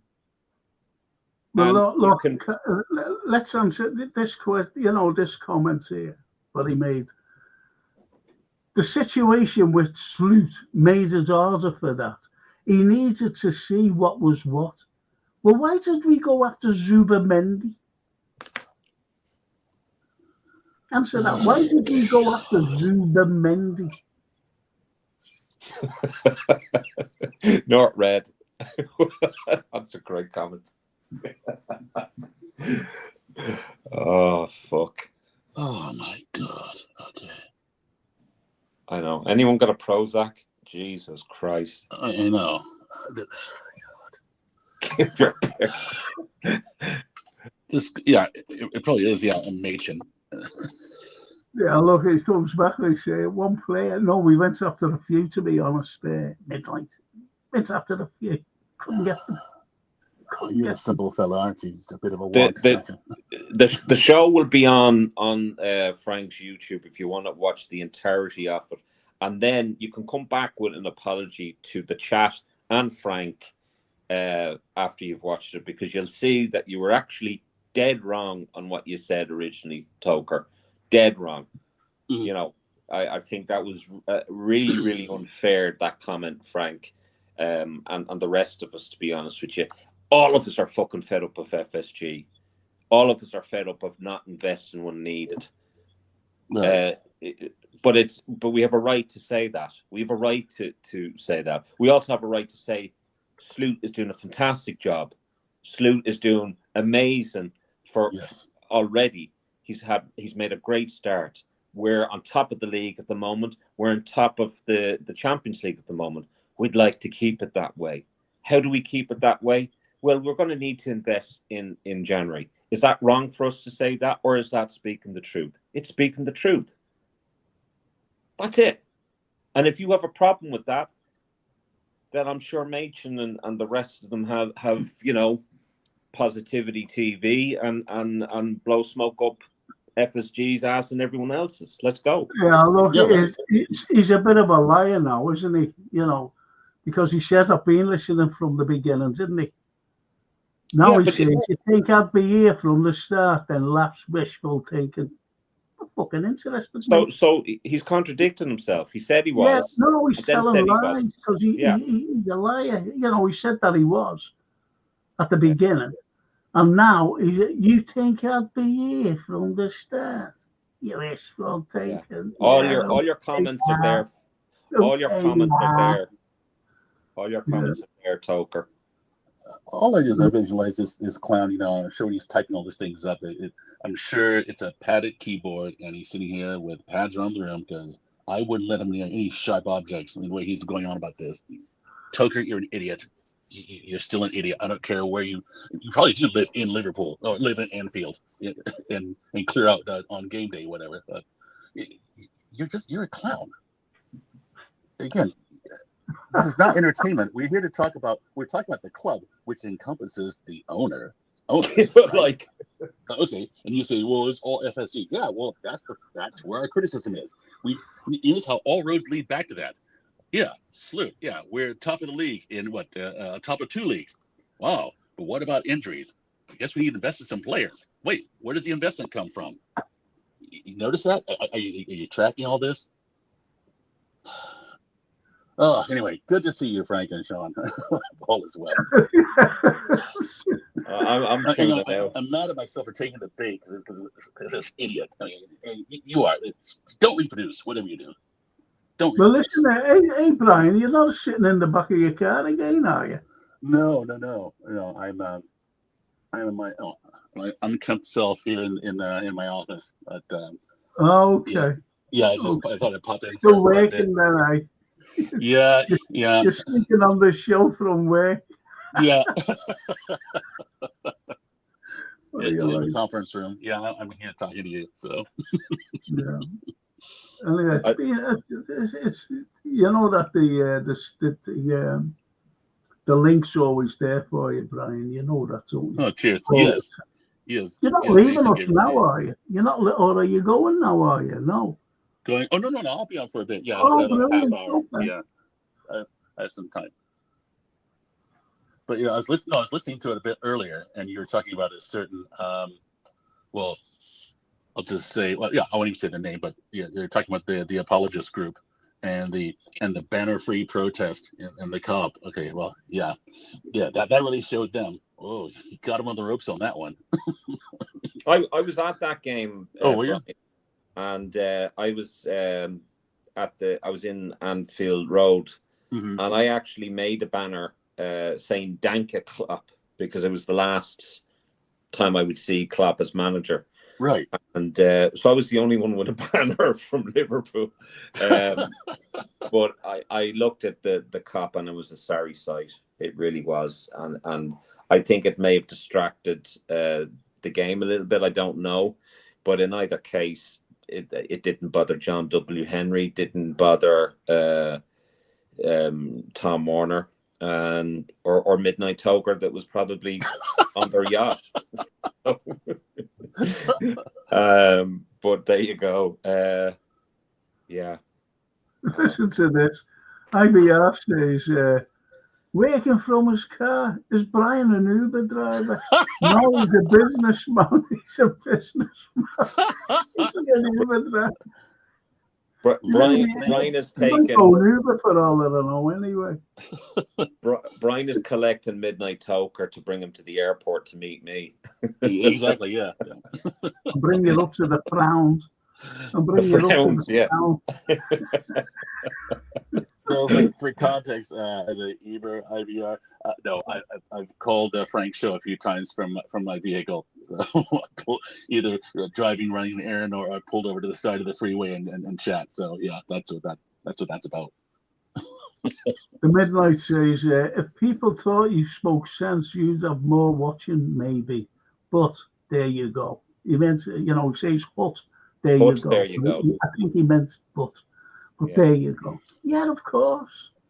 But of course. What? Can I respond to that? Sure. The thing about that Midnight Toker is people have lives, and sometimes they can't tune into Frank. And I'd imagine there'd be more people that would actually listen to what Frank has to say outside of YouTube than listen to you. So, I mean, this guy has been on. He's been a radio presenter, a LFC TV presenter. He's a lecturer, a historian. So I think he has more knowledge in his little finger than you have in your whole body. And there are more people that would look up to Frank and listen to Frank and talk to Frank than you. I think that's a fair assessment. So there you go. He's still here. And yet you're still here listening. Watching. Good. But as Callum says, give Midnight Toker a good shake upside down. Won't find a brain in there. But, let's get back to this. All of us, instead of going on to that fella. Should have just ignored him anyway. Well, it's the most attention he's ever received. So, okay, well, there, you had your moment there. Exactly 20 minutes of fame. Now, piss off. Yeah. Okay, back to the show. Okay. So listen, as I said, there's all this 3 week that we've got. And getting back to Trent's injury, by the way. It's only a very slight injury. And that's what he did. He went down right away. He knew that something pulled, and he went down right away. And then he was taken off. And now he seems to be all right, And we've got our players back as well, haven't we? Most of the players that was injured. I think there's only Jota who needs a couple of weeks more after the break, this international stupid break. So he'll be fit. Alisson will be fit as well. Don't get me wrong about Kelleher. He's absolutely brilliant, that lad. Yeah. And Brian said before, not our Brian on here, he said, if Trent does go, do you think that young Bradley will take over? And I think he's good enough. Instead of buying a right back. Yeah, I think the lad is good enough. I think he's brilliant as young Bradley. Do you not think that we would need like a backup right back if Trent goes and we have Bradley then? Or would you go for the youth? Well, see, I think Bradley, I really do. I think he's absolutely brilliant. Yeah, he is. He needs us another year, put it that way. Yeah. He needs us another year. And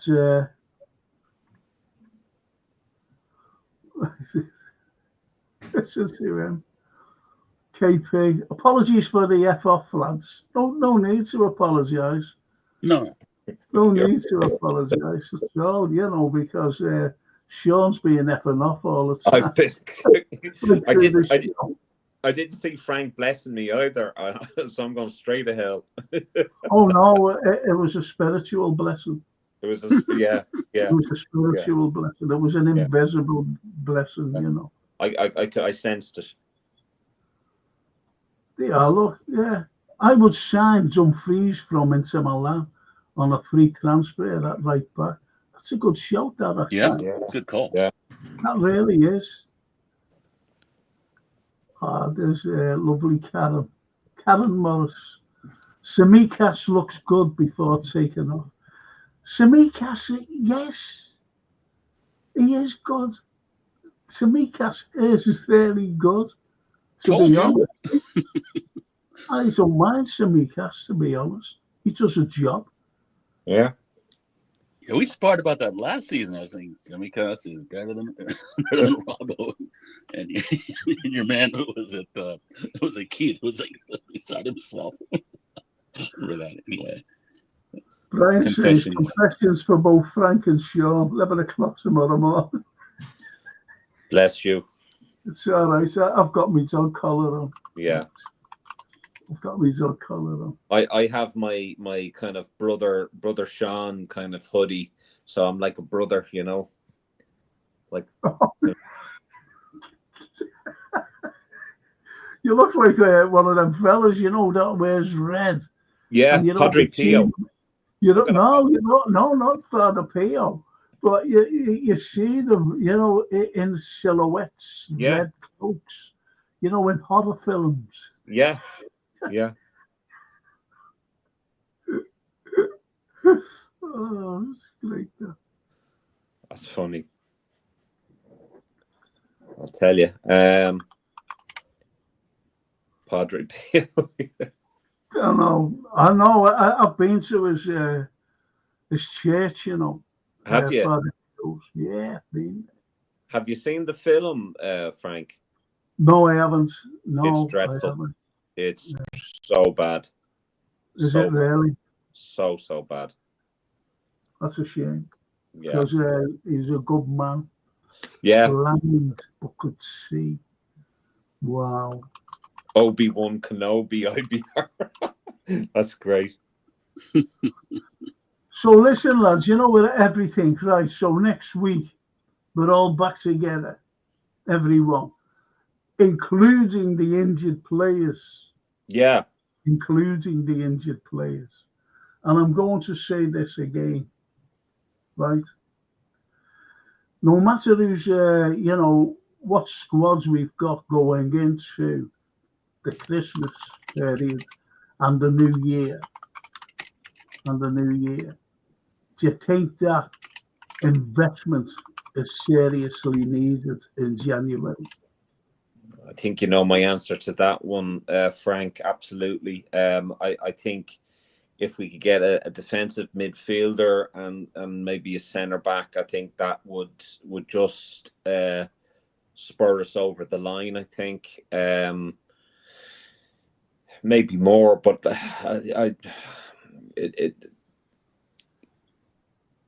you know, I know that we're not going to sign anyone. You know. Yeah.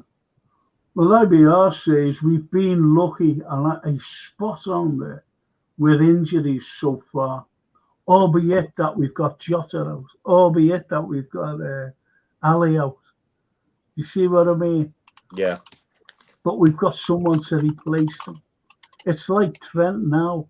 We've got young Bradley to replace him. We had Kelleher to replace Ali as well. I've always said that we don't need forwards, and this is why we didn't need really Chiesa. Because I've always said our forwards will always score against anybody.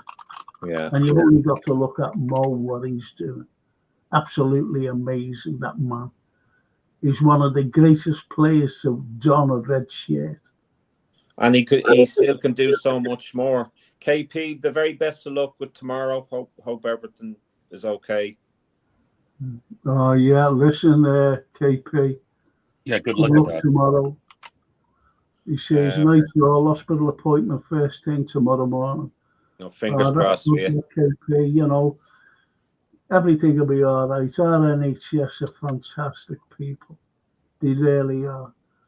So you'll be well looked after. And the North Red says, good luck, KP. Hope it goes well. You'll never walk alone. And that goes from us all, KP. Yes, absolutely. Let us know next week, how you got on. Let us know. Or on Saturday morning on the film and TV review. 10:30. If you're there, not in hospital, that is. Let us know. Is Dan's back as well? Or Colin was saying Dan's is back as well. Yeah, Dan's is back. That's brilliant. Yeah. Oh, good. Right. Because George was saying there on the last show that he was speaking to Dan's and that he had a back injury, really bad back injury. So it's good to see that he's back. Yeah. Brian says, yes, Frank, if we could get lucky with even one quality player in January, it would help. Good luck, KP, mate. The thing is, we need more than one player, to be honest, Brian. Yeah, we need more than one player. We need at least two to keep the momentum going. And as I said, we need a defensive midfielder. We definitely need him. Yeah, Incapi. Because Incapi is a great, great player for Leverkusen. And he can play left back, great left back he is. But he can also play left-sided centre back as well. And I always remember even Virgil saying that we needed a left-sided centre back. That's what he said. Yeah. Even the players have said it that we need investment. Like, so I mean, are they all? Virgil said it. Virgil said it. Salah said it.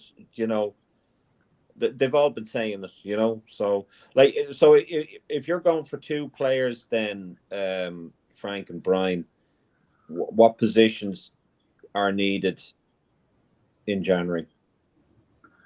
If we have two signings, only two. Okay. Go ahead, Frank. A DM, a number 6. Yeah.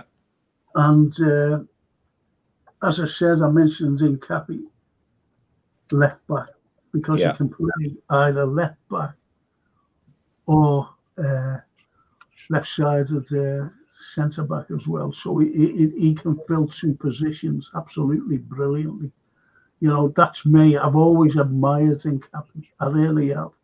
Over the few years, I think it would be absolutely wonderful for it. Yeah. There's Norm. Yeah.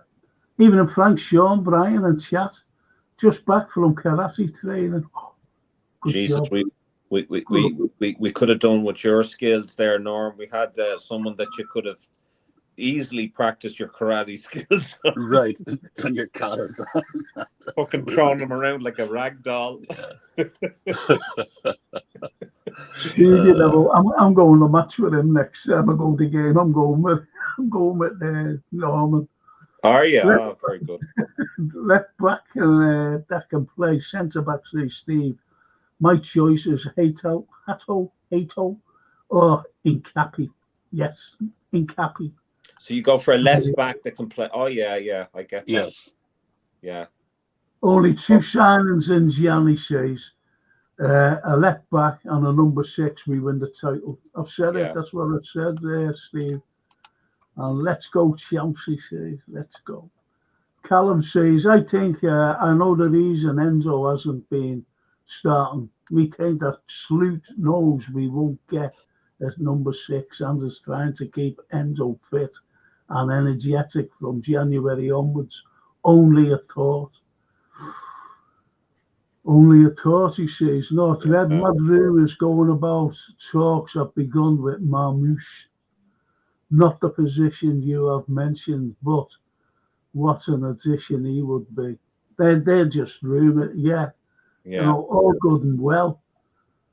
All good and well. Ali Danush, our Romanian friend. Good evening, Ali. Good evening, fella. And FSG give Arm 2 signings on the 1st of January 2025. That is Hato, Zubamendi, we win the title. And over to you. And the CL. And over to you, FSG. Oh, good job you wasn't with us before. Jesus, good thing, Steve. Boys, could Joe Gomez ends up being one of the most important for us this year, versatility-wise? But if Jota pulls up again, I'll be worried. What song did you sing at the karaoke out? Oh, that's normal. But who would you go for, Brian? Who would you go for if we say like 2 signings? I'd definitely go. Go defender. What positions? What positions? Without naming players. What position? Okay, well, I love Tremaine. I would make a deal for him, or apparently he's on the block, so I would go for him, or Zubamendi, and then I go for a defender. I'm a little leery about center back, but left back. I'd go center back. Take my chance with the left back. In a pinch, we can probably move someone over there. But I go center back and go to number 6. Yeah, just want to keep the integrity of the spine. Callum says, send Chiesa to Frankfurt for Marmouche. I'd accept that. Can't have 8 forwards and 2 DMs. Ridiculous, says Callum. I think the less I say about Chiesa, the better, because I look, with the greatest of respect for him, I know he was delighted to sign for Liverpool. Great, brilliant. But to star in the Liverpool Christmas advert, I'm like, what in the Lord of God are you doing at a Christmas advert when you've hardly played and you're injured? You might as well have me in the advert.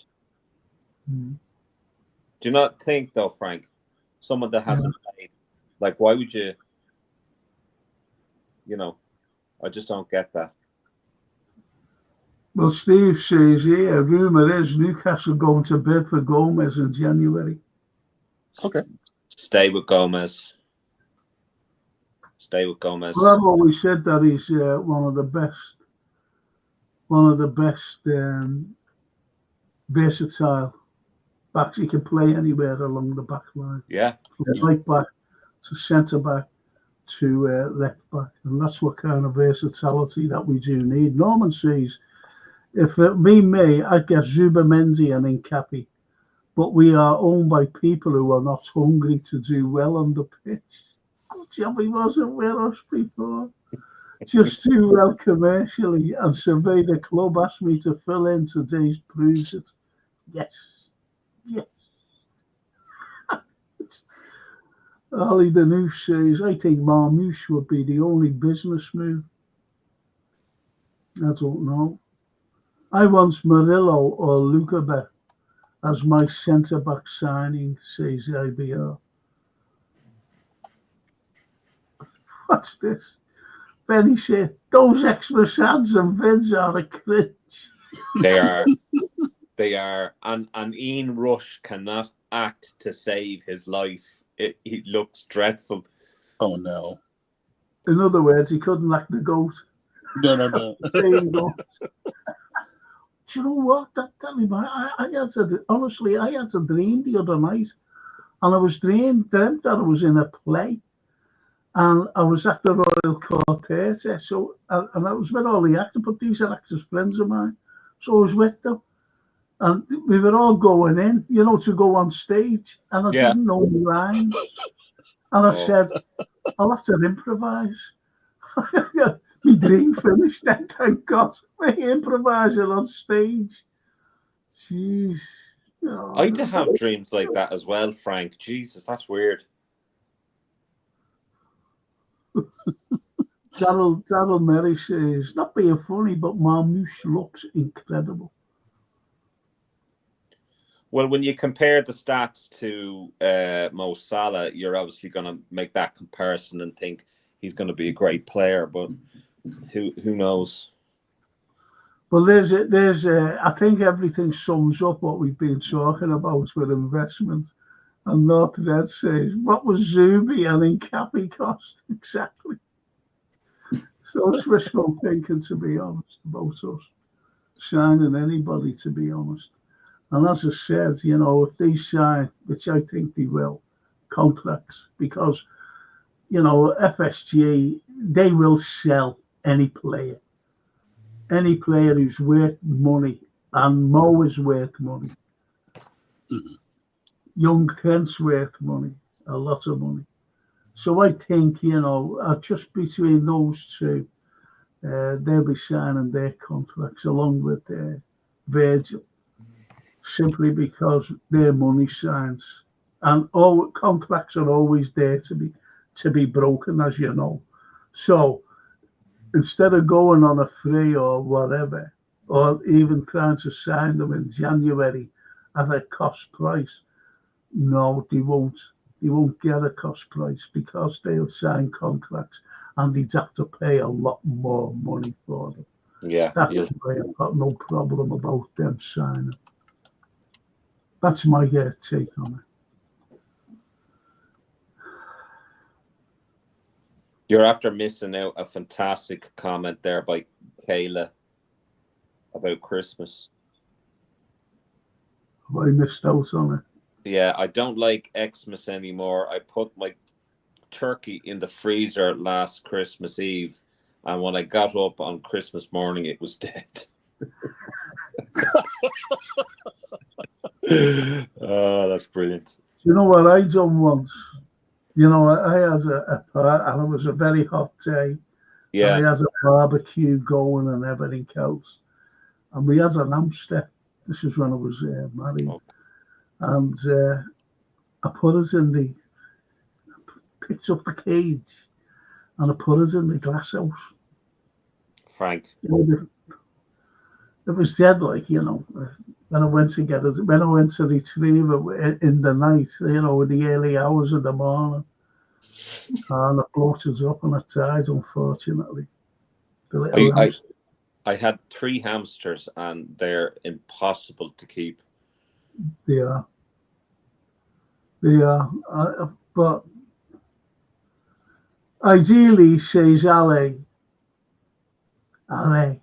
ideally, Zubimendi, Marmouche and a left back, but realistically, another commercial deal and no signings in January. That's so true. Yeah. That's so Do you know true. what I want to know? What I want to know, with this P. Diddy thing and LeBron James, has his photograph been taken down? Has anybody been up to Anfield recently? Has this photograph been taken down? Because I think it's a disgrace if it's still up there, because he was involved in. I've seen pictures of him. We could get Midnight Toker with a mic and do a live feed with Midnight Toker, because he lives in Anfield. He'd be able to tell us. Oh yeah. Should have asked him before. We should have asked him before. Yeah. Yeah. That's Nice. Is this photograph still up there? It is based in his. What is it? What does he play? Basketball. Basketball, yeah. It's with the Lakers. But it's a good thing he wasn't the picture of what I saw at a P. Diddy party wasn't posted up on the top of the cop. But yeah. That's going to get ugly. Oh yes, absolutely. It's going to get very ugly. Well, it's very quiet in Hollywood over here now. So yeah. Cat Williams was all on top of that. He knew exactly what was going to happen. He was a prophet, wasn't he? Yeah. All the lies will come out in 2024. Yeah, and he's right. He's so right.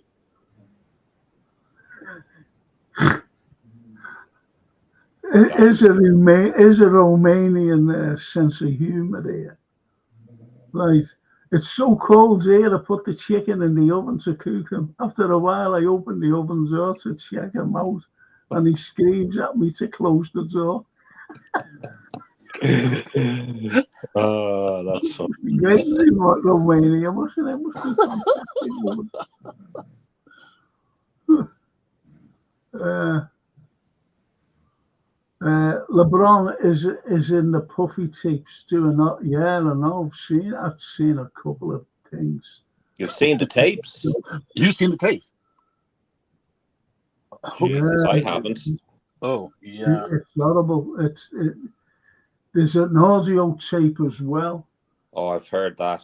And a young lad being raped, That's shocking, man. Yeah, it's dreadful.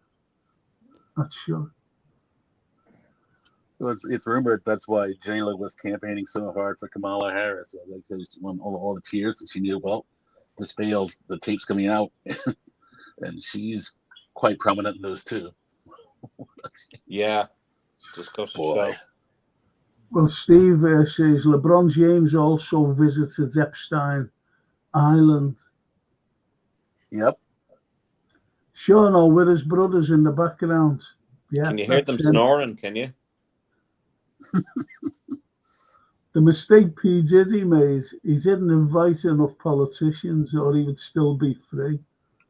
No, I think there are a few politicians who have been there, don't get. Daryl, I'm not too sure I want to be reading out that comment while we're talking about P. Diddy and sex tapes about my brothers in the background. Right.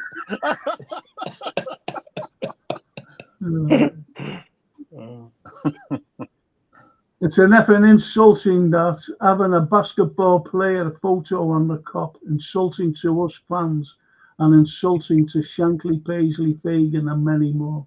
Absolutely. Oh, yeah, I agree. Put a Liverpool legend up there. Put a picture of a Liverpool legend up there instead of a fucking basketball player who, I saw that goddamn promotion that they did with LeBron James ringing up Virgil van Dijk and saying, "Congratulations, my guy, on getting the captain's armband." What the fuck do you know, LeBron James, about Liverpool and Virgil van Dijk and the captain's armband? You probably talk about football and call it soccer.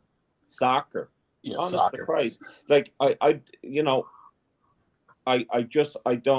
want our club associated with someone like that. I really don't. Doesn't matter what nationality he is. He's from another sport. He has some horrible stuff that's going to come out about him. I've seen him in a maid outfit, a French maid outfit. That will live for me forever. And I can't erase that. I can't unsee that. And then there's a picture of him up in the Cop with the likes of Mo Salah. Fuck that. Right. Or even worse, what was it when he first bought into the club? That shoe he tried to introduce Liverpool and had the Welsh dragon on the side of it. So, I know, and the humility ritual aside, we put in the maid's office. Yeah, I think he's deep into that whole Diddy Epstein thing, and we should get rid of him with all deliberate speed. Mm-hmm. Well, as the North Red says, he agrees with you there, Brian. If he's implicated, that picture should be down. Yeah. He is implicated. He is. Oh, yeah. He is. He's definitely implicated, and they should take it down immediately. It's shocking. Could someone, out of our media, is bound to take a photograph and go, "Hey, have a look at this." But what I don't get is the journalists out there, that actually cover Liverpool Football Club. I mean, we've been accused of being on YouTube complaining and stuff. But why aren't the journalists? Why aren't the people that are actually attached to the club saying, listen, I think we need to take LeBron James down off that after seeing those pictures and after the news of the fact that he could be, or that he is alleged to be linked with this thing with P. Diddy. They should have done the thing with Standard Chartered as well until we can actually find out what is true and what isn't true. We need to remove Standard Chartered off our jerseys. Yep. Steve send a letter to SOS Group and tell them to remove everything. We just stop. We were talking about certain groups, to be honest. They do fuck all, to be honest, Steve.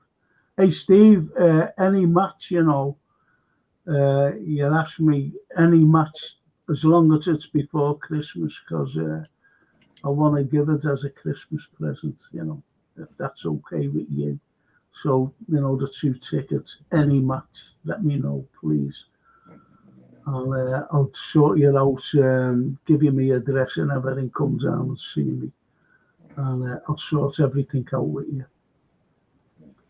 Anyway, I think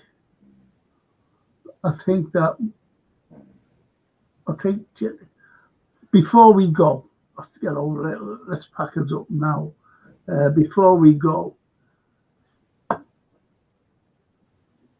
just a question. I'm going to ask Brian first.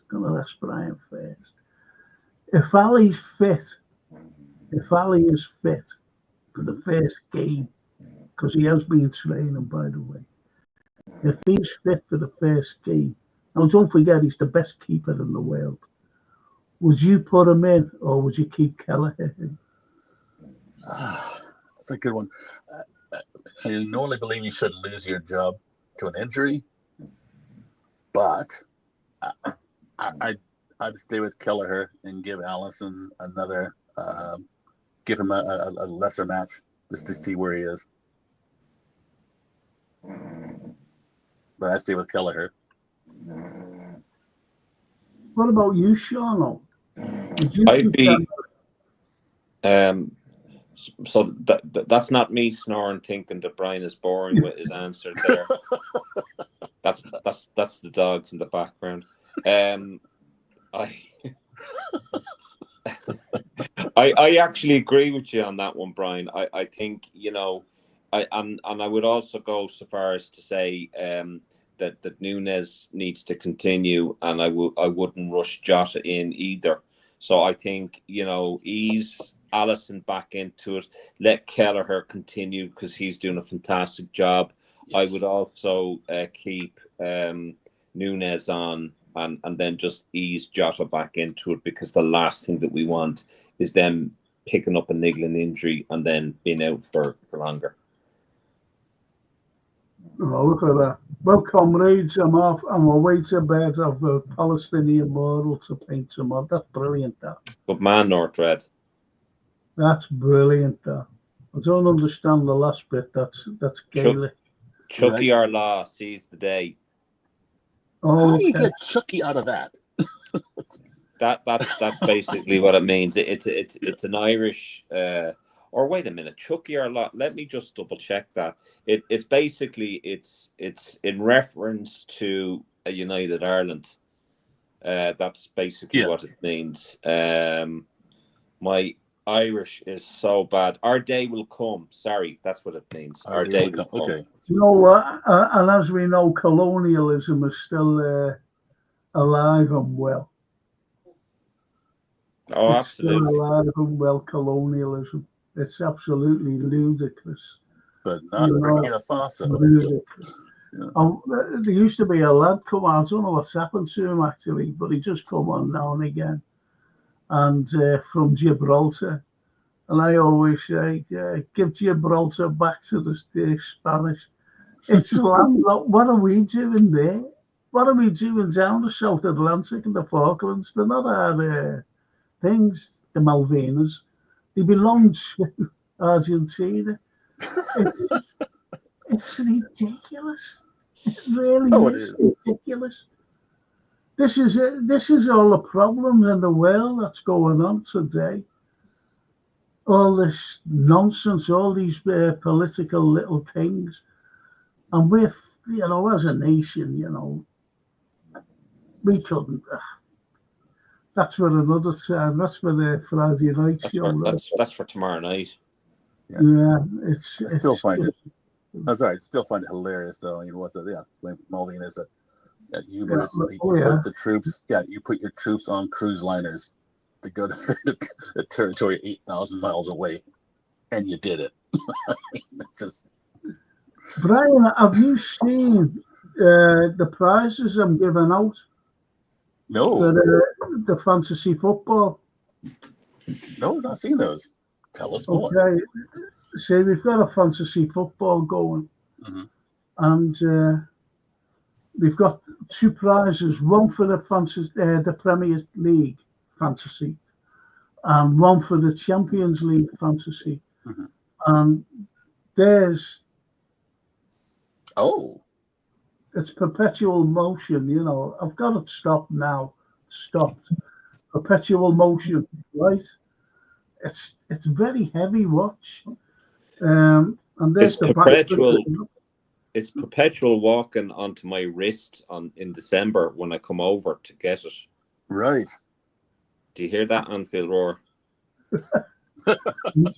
There's the back of it. You can actually see the workings of the watch itself, and that's for the Premiership. That's for the Premiership, and for the Champions League, Brian. Okay. You're gonna love this. Oh, this is amazing. And it's. I'm sorry about that. I keep it. I've got this thing, and I keep hitching myself, scratching myself. It's just. Are you nervous on screen, Frank? Is that what it is? Oh no! It's what? It's I've got this thing, and it's underneath my skin. Where everybody's got it. The whole of the head, and everybody's got it. But unfortunately, I'm one of the few that it comes out on me.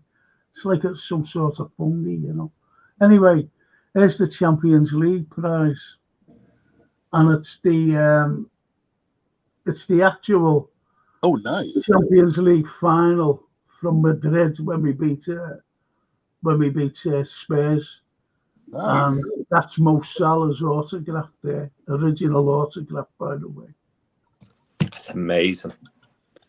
Nicely done. And that's the prize for the Champions League fantasy football. Norm is trying to get me into a tag team wrestling match. Norm is absolutely just trying to... You see the comment there? What about? He's saying, why don't Shano, Roar, and Chris Dix and another have a tag team match in a ring for the watch?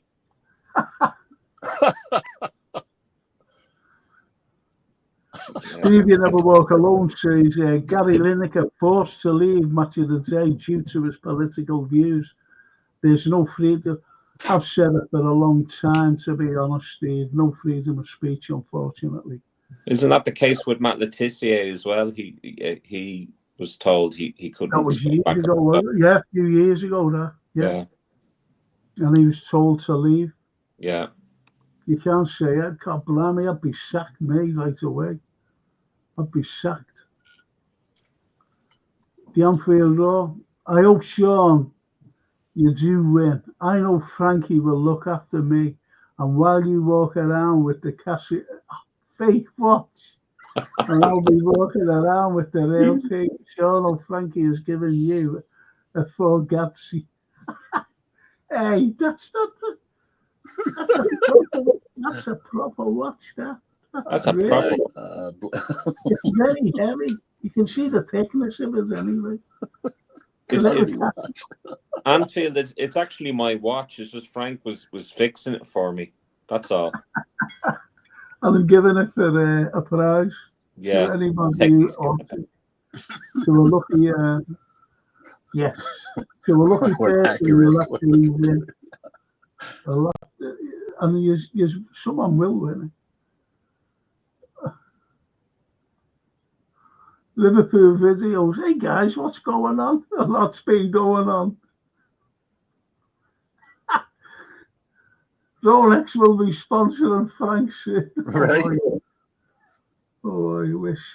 So listen, boys. We'll end the show tonight. Is that okay? And yeah, that's fine.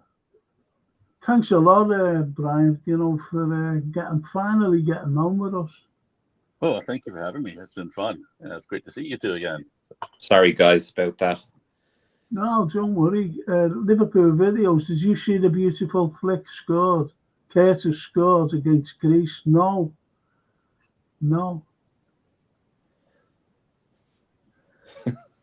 Frank, sponsored by Rolex. Yeah, I know. Don't read that out. He's always coming out with these mad jokes. Oh, God. And the Liverpool, he's been so good after becoming a father. I'm so happy for him. Yeah, Luke said that as well. Yeah. Curtis Jones. Oh, Curtis, yeah. Yeah. Good job. And the Anfield Roar. Hello, Brian. Great to hear you for 5 minutes. That's the Anfield Roar to you. Oh, cheers, Roar. He's been looking at matches. He's been looking at England. He's been looking at England. That's disgraceful. Saved a penalty and kept a clean sheet against Finland. Who's that? Is that Kelleher? Or Allison? No, Keller. That's all right. Oh yeah, we're playing. I think we're. Christ, I don't even know. I don't watch internationals anymore. I really don't. I don't myself. I've no interest. Oh yeah, we were actually playing Finland. We won 1-0 with the. So was there a penalty there? I don't know. Well, Darwin the Goat says, why does no one discuss possible selling Allison for a big fee and then having Keller stroke Mohamed Masvili fight for the number one spot? I would agree with that, but I don't know. Well, the Anfield Roar says, I'm sorry, Frankie, but if one of our lads is playing for England, I support them. I've always supported the Azori. I don't support England. It's like I support Liverpool. That's all I support, Support right. Liverpool. And I support the Azori, the Blues over in Italy. That's the international squad or the Nazionale squad. That's who I support. I don't support England, to be honest. Yeah, look, this fella's posing now, isn't he, Darwin the Goat? Signing Mohamed-Dashvili. The way he spelt it out there. he was trying to take the piss out of her. Mamardashvili is one of the worst decisions by Liverpool in the last years. We literally have a very good and young goalkeeper in Kelleher, who is also from our academy. Mm-hmm. Would you agree with that? And FSG selling Becker next summer. Well, I can't see how Kelleher and Allison stay if Mamardashvili has been, bought with the intention of him coming over and being the number one goalkeeper. I'd imagine that that's what's been told to him, and that's what we're led to believe, that he's going to be our new number one.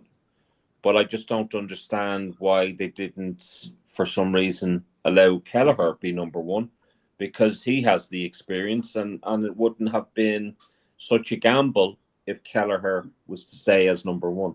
Right. Yeah. And Brian says, probably bring Carrius back. Oh. We're talking about that. Hey, gents, good evening. That's funny. I was talking about our goalkeeper situation with my mate, he says. And he has to eventually replace Ali. I have nothing against the new guy, but Kelleher's latest performances have been outstanding. Yes. And Cozy False 9. Every clean sheet plus 5 million on his price tag. And the Anfield Row, I'm going to finish off here, boys. The trouble is, keeper-wise, Jaros is also a good keeper. And Harvey Davis coming through too. And Muscure also. Never heard of him. But Jaros, I think he's an excellent keeper, to be honest. Yeah, he's a good keeper. When he came on, remember when he went down and came on? He's a great save as well. I forget it was a policy. I'd have him as number 3 though. Number 3 keeper. Put Kelleher there, and then Mamardashvili then at number 2 or number 2 keeper. Well, as Steve says, who brings in more money from selling Becker or Kelleher? That keeper gets sold next summer. Becker. That's a good point, that actually. We were talking about that. I think it was this summer or last summer. We were talking about that. Funding these moves for people. I think it was last summer, and we'll say, if the club made a ballsy move and sold Becker to keep Kelleher, I think a lot of the fans would have been behind that. They would have been shocked at first, but at least it's a gutsy move. At least it's doing something. At least they fund some other players. Not that I like the sell to buy program, but I would have been behind that. Well, Darwin the Goat says, I know Allison is our legend, but I'd sell him and keep Kelleher and the new Georgian keeper since they are very young. Yeah. I think that'll what happen, to be honest. And Ali says, I hope Allison stays till his contract expires. We need to have a discussion, says Liverpool Videos, about Kelleher holding on to that spot. Any other position on the pitch, and we would be expecting him to hold his place. And Ali the Noose says, I like Kelleher, but I think Ali is better. Different class, in my opinion. And Brian says, cheers, lads. Great show. Take care, all of you. Never walk alone. Thank you, Brian, for joining us. Mamardashvili will be number 1 next season. He's going to be a new I could never pronounce this fella's name. Manit. That's all, folks. Yeah. Courtois, is it? I think my French lessons need to be brushed up. You're like the rooster, Manit, or the porky pie. Was it? Porky pig. Porky pig. Kelleher. Oh, funny. Couture. Couture. You know, I think because we're one of them, you know, them, what do you call them? LGBTQ, like coats or, you know, a shirt, and when you say couture. Couture. Yeah, sorry. Couture by Fabergé. Yeah. It sounds like a cheap knockoff aftershave. Doesn't it? The Liverpool videos, you always read that chat. I appreciate you so much and all involved in the channel. You guys are legends. You'll never walk alone. Thank you so much. Very At nice. least we got should have heard Yeah, us. this is great. Oh, blimey. At least we got some positiveness there. Can we have a small word for Frankie? Let's get him over the 1,000 subs, please. He deserves it, says the Anfield Row. Anfield Row, you missed it, mate. So it's Yeah, Well, Sean, we Frank, better hitch our ride. We better hitch our ride to Frank, and look at him. He's one endorsement by Rolex, and now he's saying couture, and now he's don't get all haute couture on us now, will you? Frank, at the moment, you've actually gone up in subs. Yeah. It's now 748 subs. Oh, so someone's subbed. So Well, that's okay. I think that's 10 more than you had the other day. Yeah. So it's good going. Yeah. Which Nicely is good. done. Like, Well done, sir. He needs to well, get. He needs to have way more than that, though. He deserves way more than that. yeah, but the point is, as I keep saying, some people get unsubbed. Yeah, I know. Yeah. And they have to subscribe again for some reason. YouTube does this, and I haven't a clue why. We had the same problem, Frank, and on our own channel. We had the same problem. Yeah. People were unsubscribed, and they didn't unsubscribe. So it's just one of those things. I don't know whether Cozy false nine is taking the Michael or he's, you know what I mean? I think he deserves at least 100,000 subscribers. Well, when you look at Frank, in fairness though, when you look at some of the channels out there, and then look at how dedicated you are, I definitely think that should be. I think that's about right. And I'm not blowing smoke up your backside. No. Well, Ali the News says Alisson can be the best in the world every day. We have that personality of a big player. This is what I see. But Kelleher deserves to play as well. You can't have this job with the goat. Look, Quivine, is that how you pronounce his name? Quivine. Oh my God, hold on. Quivine Kelleher. Oh, well, I'm there, aren't I? Quivine. Like Quivine. Quivine Kelleher. Deserves to keep his place, says Darwin the goal. Once Alisson is back fit, can't believe I've ever said that about a number 2 when we have an AB1, a world class, yes. But we have the best backup in world football. He shouldn't even be a number 2. But there's always got to be a number 2, to be honest. There's always got to be. Oh, Cedric Lopez. I was saying it for Youngsider. Big up to the guy with the greatest name. Hope you are well. Who's got the greatest name? Is that Brian Fennell? Or, it's definitely not me. Jesus. I've got so many fathers on my name that I'm actually selling a few if anyone is interested.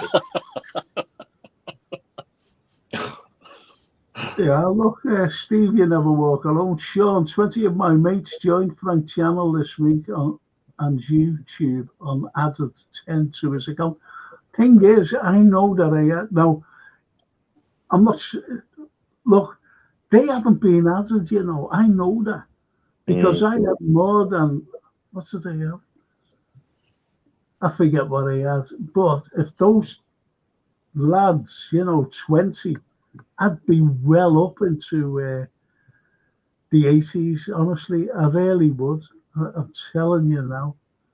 But as I said, they don't have them for some reason, the subscribers. And it's just static at a certain level. But as you said, it's just gone up a little bit. It's quite possible, Frank, that they may be because of trolling pages or trolling YouTube users, that they have to watch a certain amount of content before they're actually deemed as active subscribers. That could very well be it. Steve, you're more than welcome to come back to our show with your 20 mates as well. Honestly. Yeah. Ali News, I recognise you from Less So Goals channel. Big up, says the false nine. Yeah, look. Callum says Arsenal get even weaker. Ben White out for them for 2 months. Flash in the pan. And the outfield Ross says, just spoke to Des Lynam on the phone, and he said Frank's brother stole his identity. And also, what's with the Liverpool accent? He's got all the jokes, doesn't he? What's the image of him, honestly? Honestly, as yet it looks the image of him. Des Lyman. Frank got back from work. I had to give you a like since I catch you finally. Thank you, Cedric. Thank you so much. And the football flashback. Quahim is the best after Allison. Don't let him go. The other keeper, Mama, is it. I hope it's not a pro version of Cassius and making the leg. So I'm going to do what you did for me there, Frank, with pronouncing what was it, the thing, the Don. I called you the Don, and then you told me what that was in Italian. Cappe something or other. So Quivine is how you pronounce this. Quivine. Yeah. Quivine. There you go. You got the yank to do it. Well, my beloved missus is Irish, so she makes fun of me all the time. Yeah, we're in Cork or wherever, looking, and I'm trying to read the signs on the road. I'm like, Antioch. Good luck with that. She's like, oh, it's Toshwater, and then just laughs like, okay, get out of the car. I can imagine that. You can imagine that. What part of Ireland is she from, Brian? Oh, she's from Cork, the real capital, as she calls it. Cork. Yes. How are you doing, Brian? That's yeah. How are you doing, Brian? Is Cork known as mighty? Yeah. Is Cork known as the Bogs of Ireland? Oh, it's an affectionate name. It's not like a derogatory name. But when people in Liverpool, especially the older women, like the grandmothers when I was a kid, they used to say, "Oh yes, they're from the Bogs of Ireland." If they're talking about a certain individual. I think they refer to anything outside of Dublin as the Bogs of Ireland. Pretty much. But Cork is kind of known as the real capital. Yes. West Cork is what she. I don't want to upset your missus any further and say anything about Cork. Oh, that's fine. She hasn't. Well, I'm a Kildare man. I'm a Kildare man, so it doesn't bother me because I'm not from Dublin. Oh, okay. I thought you were from Dublin. Okay. Would you believe that I'm a first generation Scouser? Are you? You're a first generation Scouser. Yeah. Because my mother Italian and my dad is a New Zealander, or was a New Zealander. Oh, you were saying that. Yeah. It's mad, isn't it? Okay. And Norman says, your channel, Frank, says you had no views on Tuesday's show. What the hell is YouTube doing? And I said that to Jason, I said, oh, we're only getting silly views. How come? Just nuts. I don't know. I really don't know. So the stream that you had there a day ago, that had 338 views, and 3 days ago had 109 views.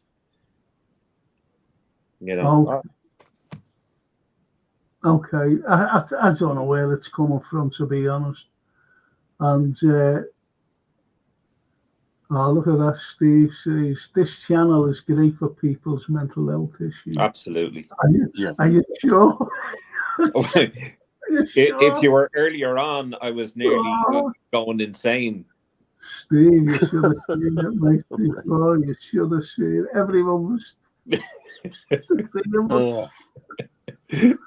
unbelievable. Funny. You get mad at yourself for reacting to that, but you know what? People they deserve it. Do you think Arsenal are out of the title race? When were they in it? Exactly. I think it's it's too far ahead of them now. Yeah. We are, especially.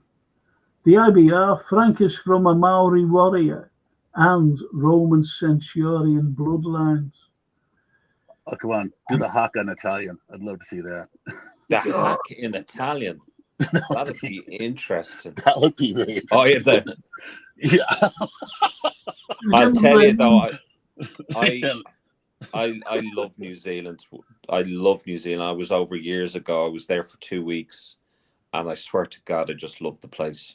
Yes. Love it. Yeah, look at that. Frank, your number one most successful live is We Need Defenders, FC.Liverpool with Frank Carlyle and guest 3rd of August 23. I didn't know that. I didn't know that. Nice. Oh. I'm just laughing at Anfield Roar here. Brian, you may want to look away. Uh-oh. Go on. And he says, you got 1.6k views. Do you remember that live? I haven't a clue, honestly. I haven't a clue. Run the Cork Marathon 2 years ago. Great city. Ladies are a lot tougher down there. But once the Guinness got flowing, they melted. The thing is that they don't drink Guinness down there. They drink Beamish, which is a stout, and they're dead against Guinness for whatever reason. Yeah. Well, didn't know that. Didn't know that at all.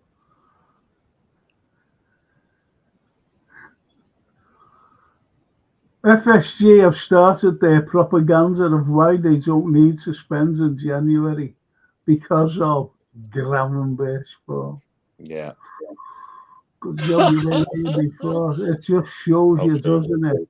You know what people miss at the beginning and in the middle. Yeah.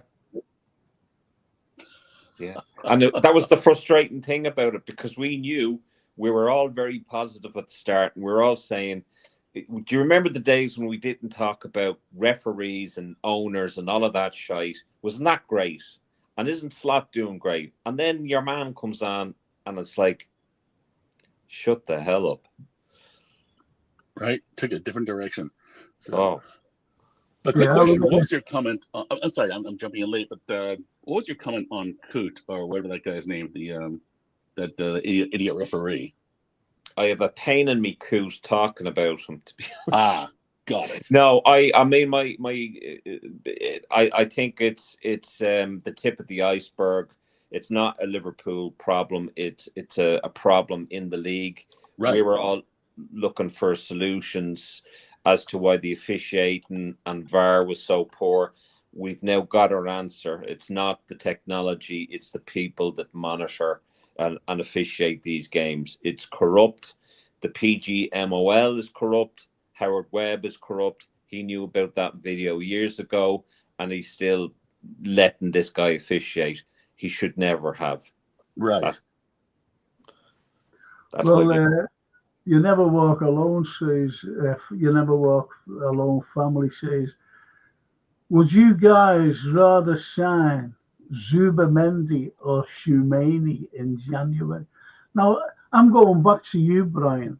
Now, remember, about 2 or 3 years ago now, we were just doing a football show. It wasn't a podcast like this. We were just doing one of the ordinary shows. And I said to you about Zubamendi. I was telling you about Shumeni. I said, we're getting him, because I got informed that we were signing that lad.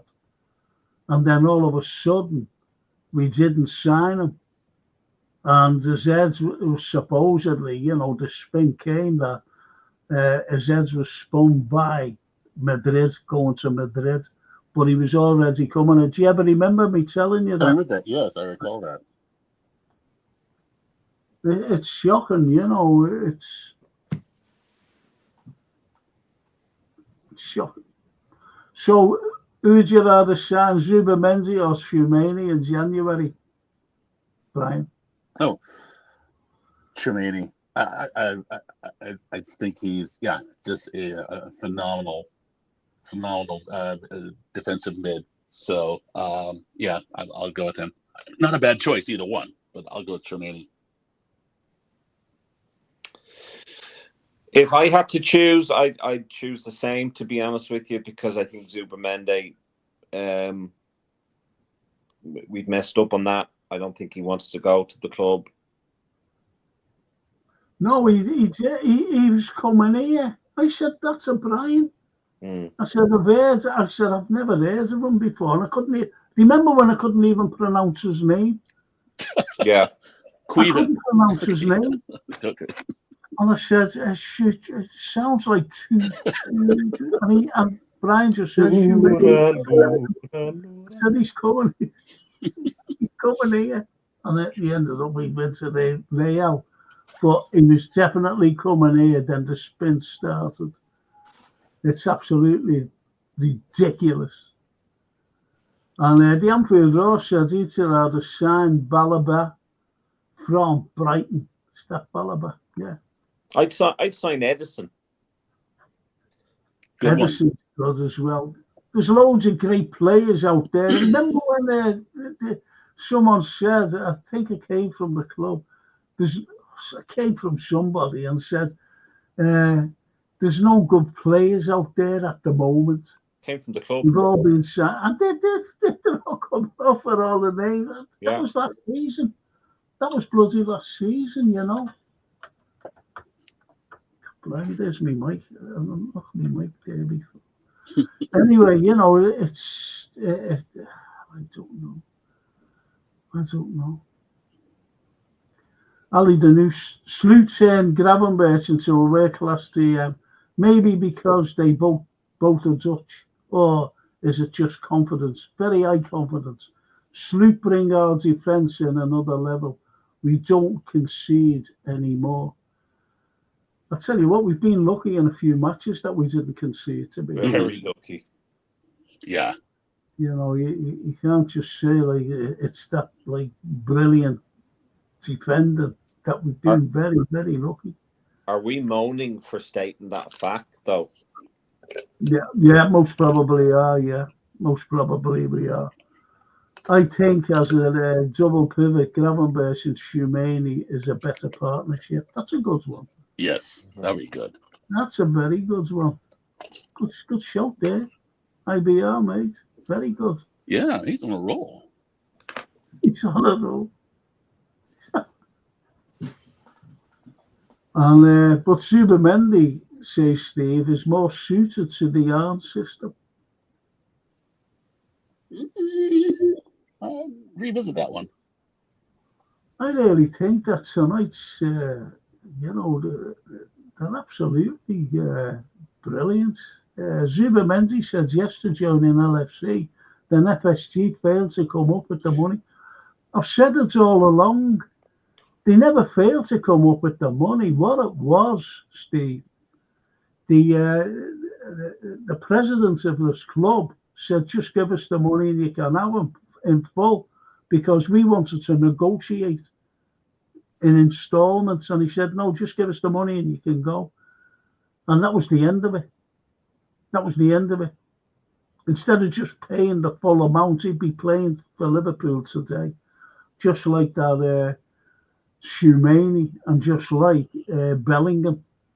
Have you noticed all these top players we never ever got? It's always always trying to install. Yeah, it's installments. Like, 5 million over 100 years, or 50-year installments. Like, come on, just pay the money. But then they turn around after that falls through, announce a business deal off the field that would have paid for this 3 times over. Anyway, it's ridiculous. Well, Cozy, I'm going to read a couple here. Right? Cozy says, you should have been with us before, Cozy, honestly. I always said this. Liverpool's downfall was not replacing Ginny. He was one of our most important players. Gravenberch has come and done it, hence why we're back to our best. We said that before. Cody. And the Anfield says, David Coote poll. David Coote loves a toot, puts the pig mold in dispute. But one thing that David Coote can recruit is a bit of gear from his dealer, Delroy Root. I mean, I think that deserves a watch just for that, a Casio one. Yeah, give him a watch. Yeah, he deserves it. He deserves a Mickey Mouse watch for that. Well, Darwin, the goal says, I still can't wrap my head around Grav. Was a rotation player last season coming on in the second half or starting Europa League games, and now he's a guaranteed starter. Night and day is the difference between him last year and him this year. Night and day. It is. Right. Absolutely. Not against. I didn't fancy him at all last season. And Steve says Frank FSG tried to negotiate a buyout clause.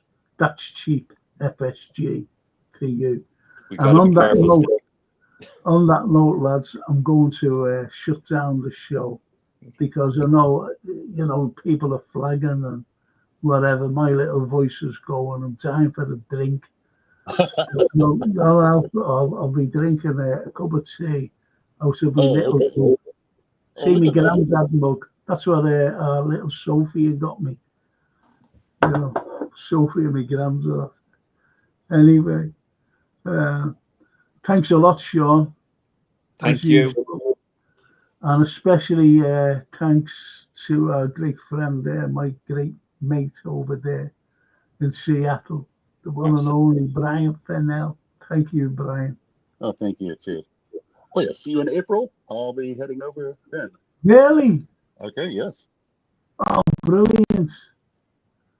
Do you know, it'd be great to see you again, honestly. It really will. And we'll walk around the town. And, let's see what the lads have to say before. I'll be coming over to see you on the Saturday, December 14th. Yeah. Okay. With Martin. So. The Liverpool Come on over. I'd love to go to Seattle. Some of my favourite bands are from Seattle. Right. Nice.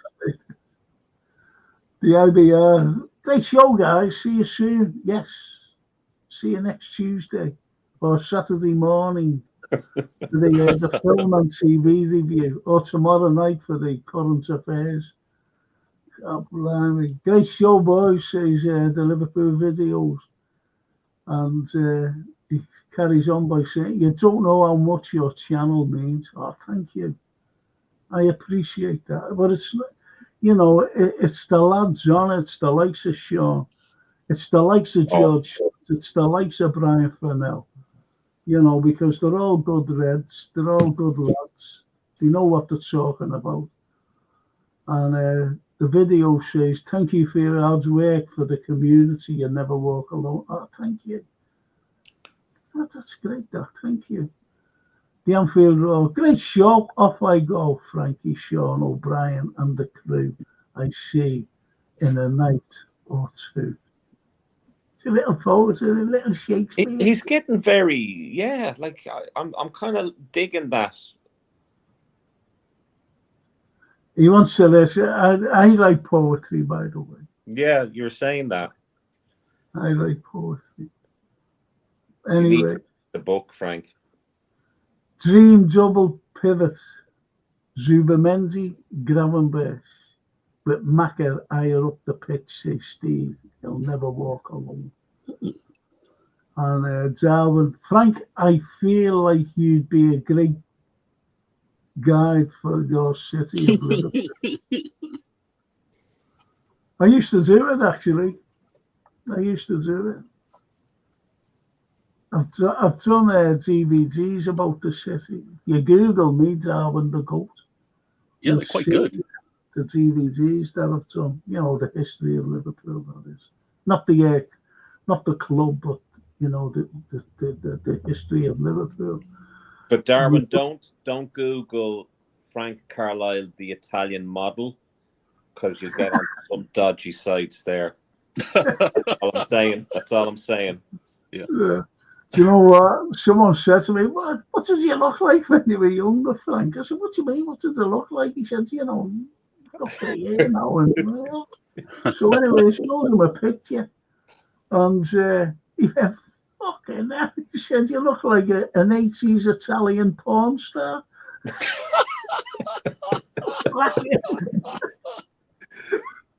That's what I was saying to Darwin. I says, don't Google that, whatever you do.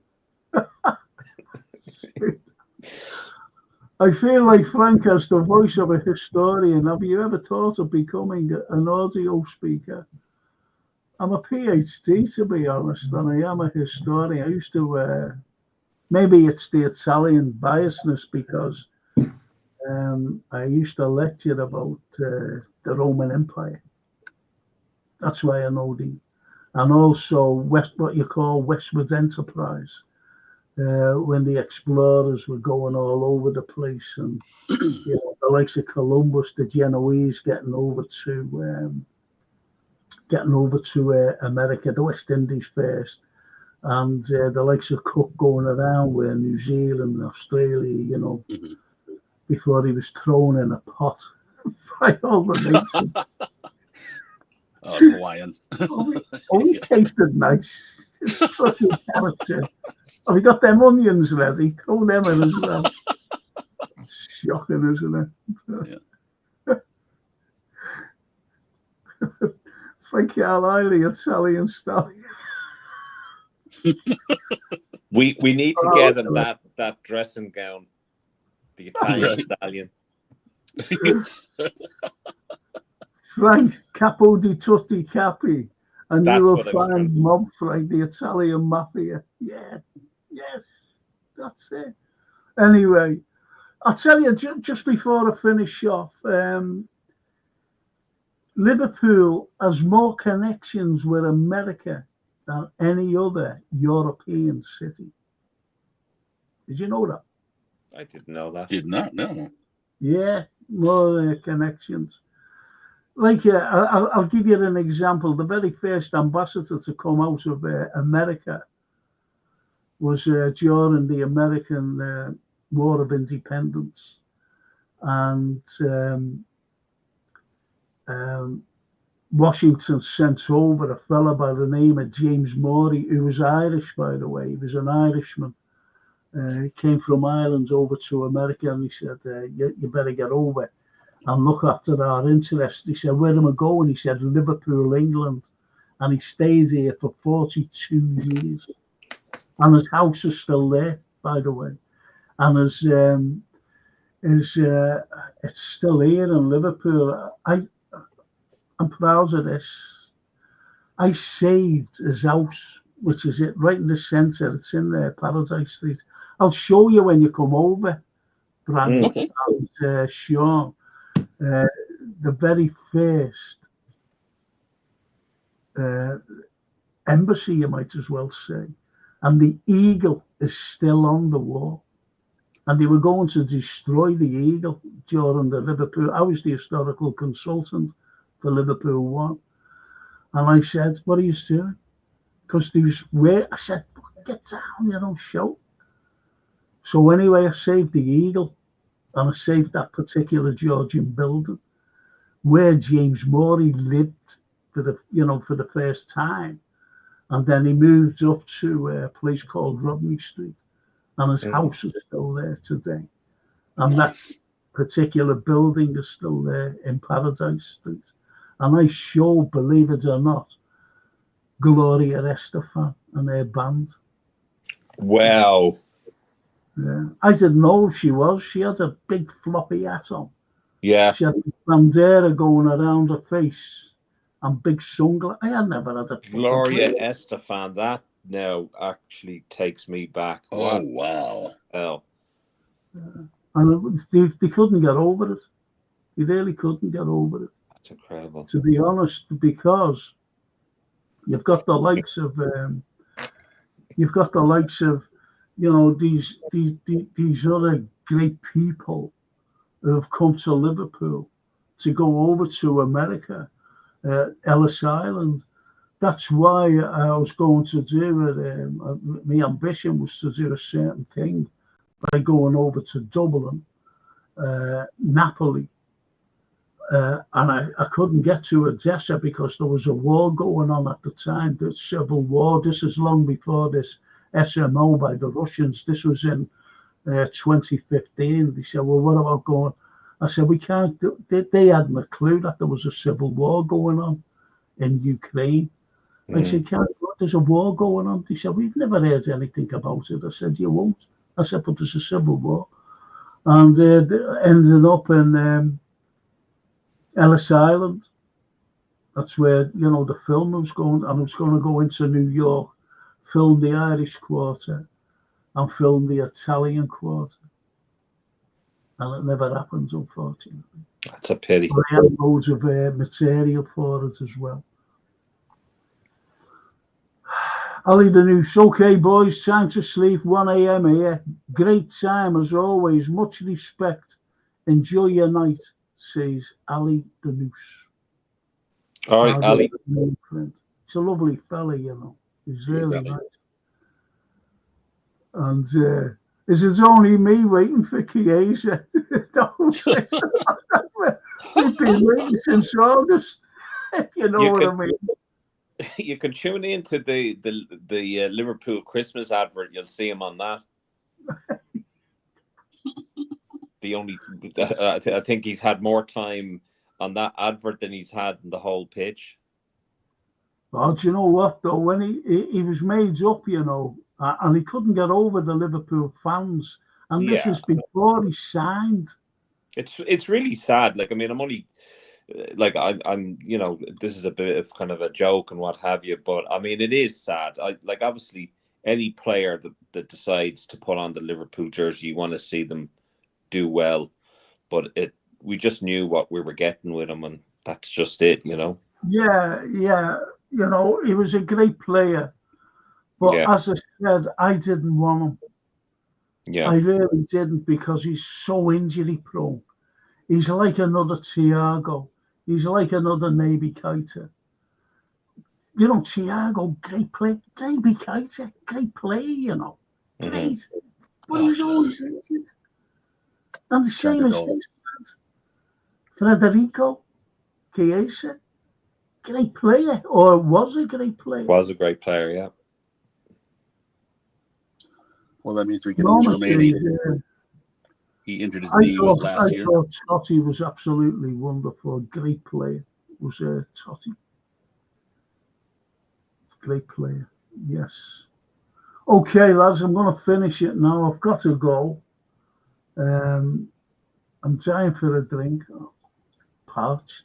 Yeah, I have to drop right now too. I have a call coming. Sorry, it's only 3 o'clock here. So have a good night. Right. Thanks. Cheers. All right, Brian. All right, take care. Thank you, Brian. Take care. Brian, see you. Brian, it's always there. Come on anytime. You know that, don't you? Yes, thank you. Will do. No, thank you. Ciao. Give me love to Kiara as well, okay? I will do so. Yes, thank you. And you. Give my best to your family too, Francine. Thank you. Well, I'll tell Francine that you were on because she does ask about you, you know. She really does. I'm not just saying that, by the way. She does ask about you. How's, you know, I haven't seen him. But I'll tell her anyway when I see her. When I see her, God blimey, it's like seeing you, Brian. She should have rang me, you know. I'll ring you. Okay, yeah. I'm still waiting for Francine to ring. I thought when she phones, you know, I go, hello? She says, yeah. I said, who is this?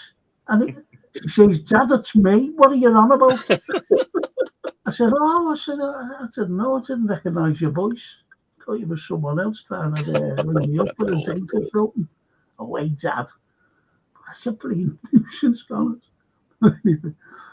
Great option to have considering Chiesa as a downfall to play for us, but for the foreseeable future. Loads of games coming soon. We need all the players fit and up for it 100%, yes. Yeah.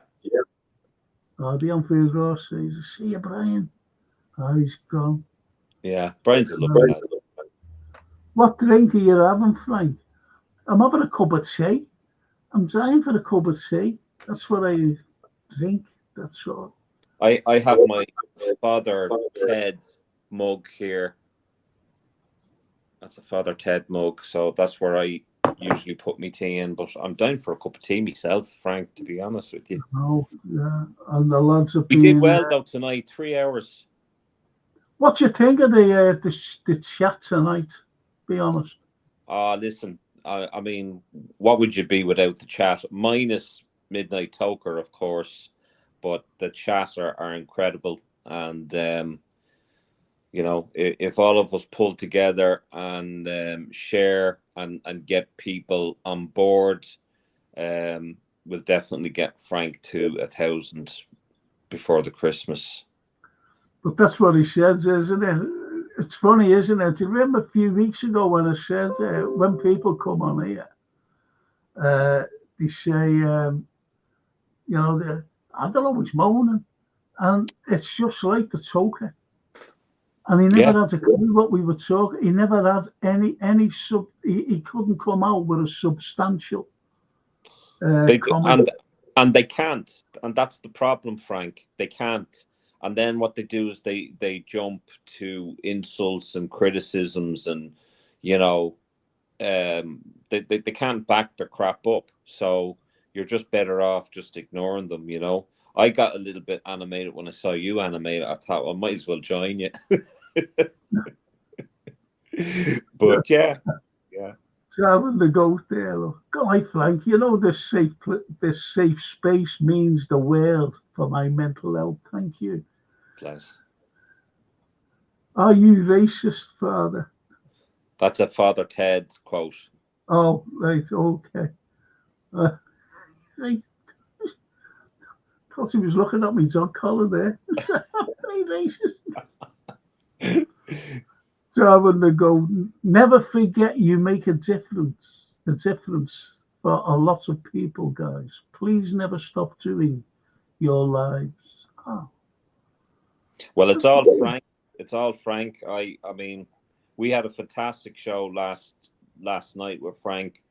Really enjoyed it. Could have been another 2 or 3 hours if we had the time, but you know, it's all Frank. Frank to me is Mr. Liverpool. You know, his knowledge, you know, unbelievable. Oh, look at that. I watched a beautiful documentary on Netflix last night that made me cry constantly. I really recommend it. The remarkable life of, I don't know, Abilene. Abilene.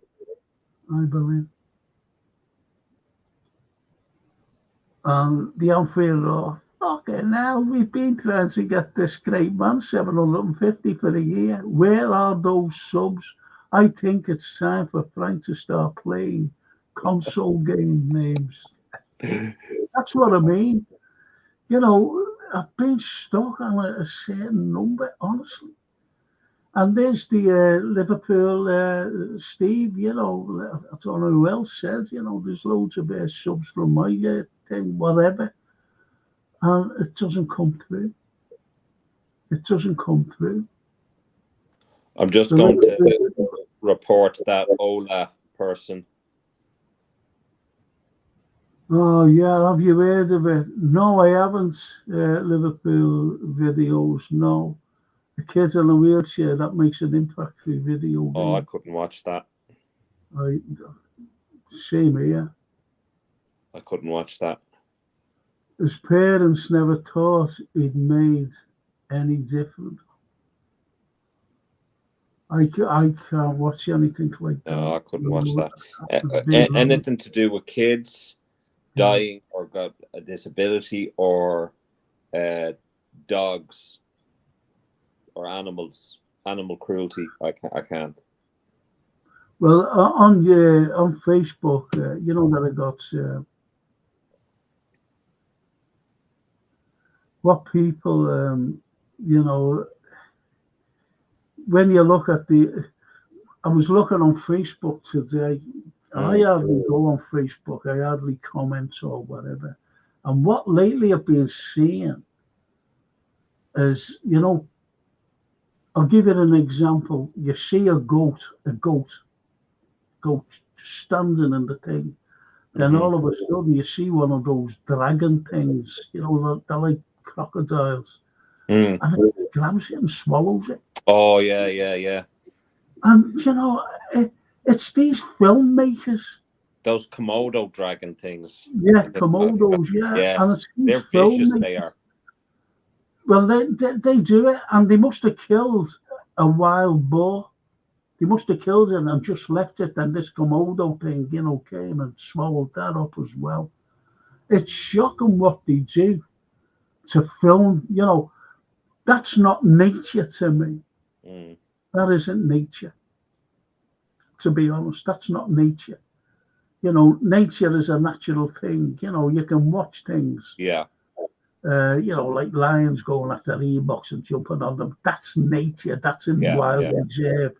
But not when you see these filmmakers, you know, buying a goat somewhere, you know, just buying a goat. And another one was a little donkey or a mule or something. And that was just, you know, just eating grass or whatever it was eating. And the next, this thing just grabbed it, just swallowed it. That's cruel. Yeah, I couldn't watch that. Shocking. Cody Folson, I know you could get 1,000 subs fast. I can help install the console for you, amigo. Yeah, thanks, Cody.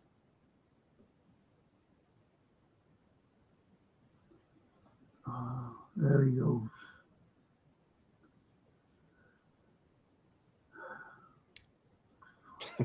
Would you guys sell Jota if I meant we sign Marmouche? Jesus, that's a difficult question. It is, you know, and he is.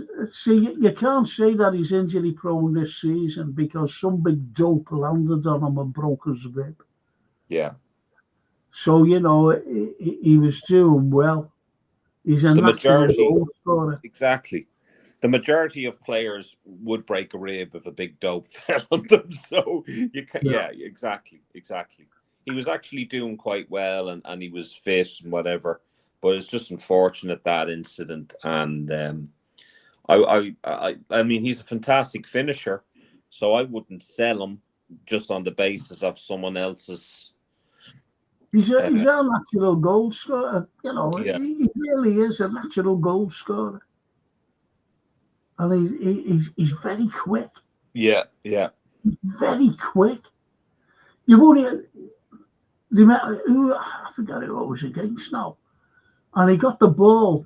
He got the ball from Salah. It was from a corner that the opposition was having, and he ran onto the ball from Salah in our half. Mm. And it's when Diaz scored. And as they were both running, he had the ball, and Diaz ran over to that side, and he put the ball through to him. Mm. And he got, I forget who it was against. It was a cracking ball. Mm. That's what Jota's like. Yeah. That's what Jota's like. And who could ever forget when we were beating Spurs 3-0, and they came back to there, and that horrible prick, what's his name? Richarlison, and he scored, and he was doing all this, with his song. I hate him. Right. And the ball just came to him. The ball just came to there. I remember that, yeah. And bang, get it.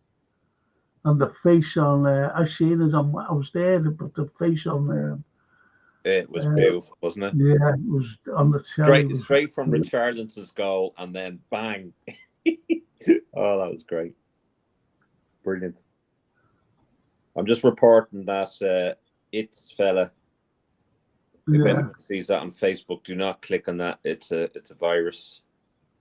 Yeah. It's me, is it? It's mine. Yeah. Have you guys been watching Ben Doak this season, by the way? He's been injured, hasn't he? Yeah, I've not been watching Ben Doak at all. He's been injured, has he not? And he's out on loan. He's smashing us in the Championship series, the videos. No, I've not been watching them. To be honest with you, it's Liverpool and nothing else. Yeah, same as me. I just watch. I don't care about anything or anything else other than Liverpool. I watch Serie A, I watch only because of like my grandparents and my uncles, Italian, that is. Mm. I watch Inter and Napoli. That's why I know that. I can't say his name. I'd love him at our club. The right winger for Napoli, Caravaglia or something like that. It goes. Absolutely. That's it. Is it? Because I just guessed that pronunciation. Caravaglia. Is that how you pronounce it? That's it. Yeah. Oh wow. Okay. Yeah. That's brilliant, though.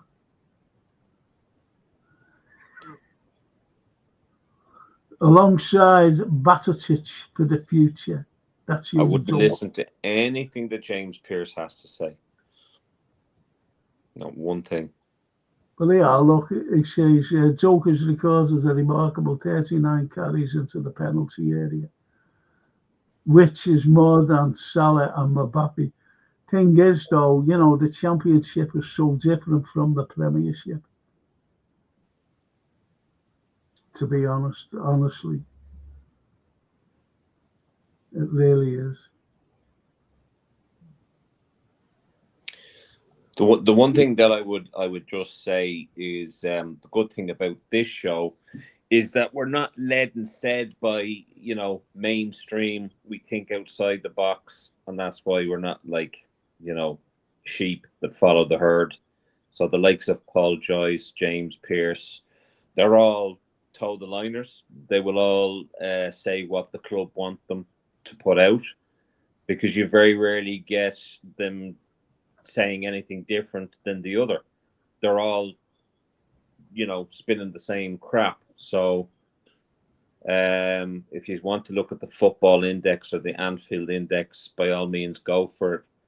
But I'm pretty happy with the channels I'm stuck with, and same as me, like I'm a Hillsborough survivor, and I've been fighting, these people for justice, for our 97 for years, and we still haven't seen any justice for it. No.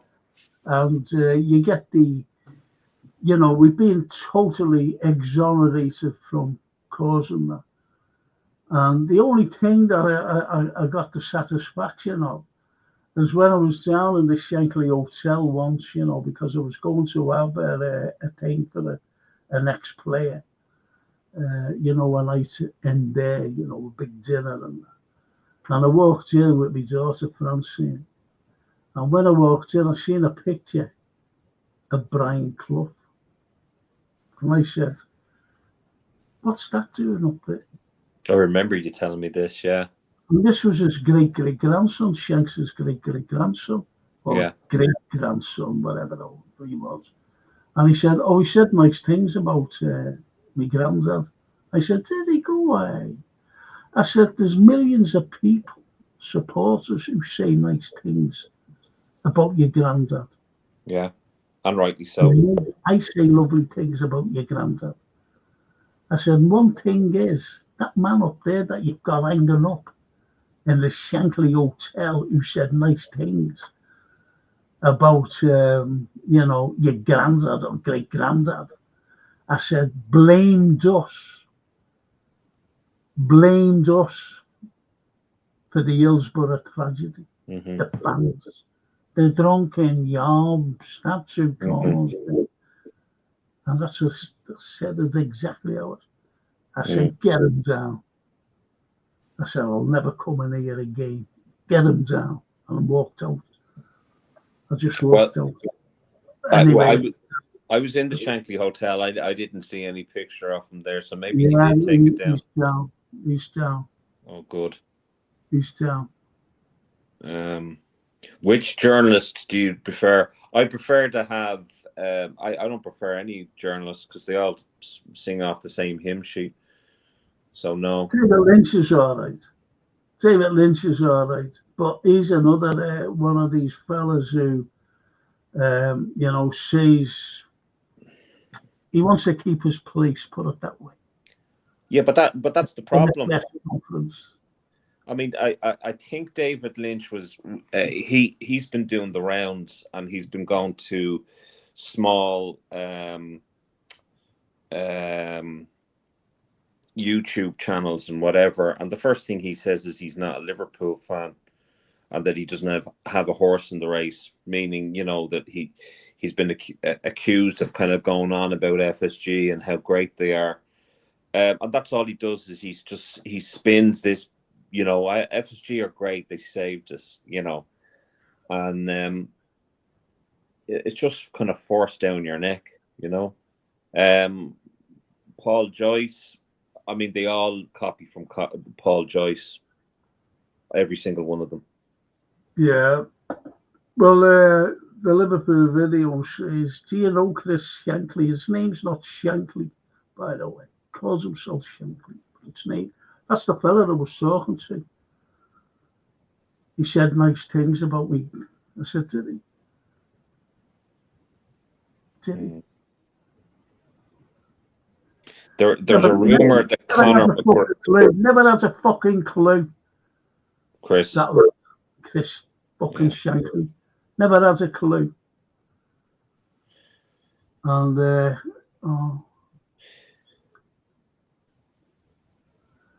I met him last time I visited the Shankly Hotel. He's very passionate about Liverpool.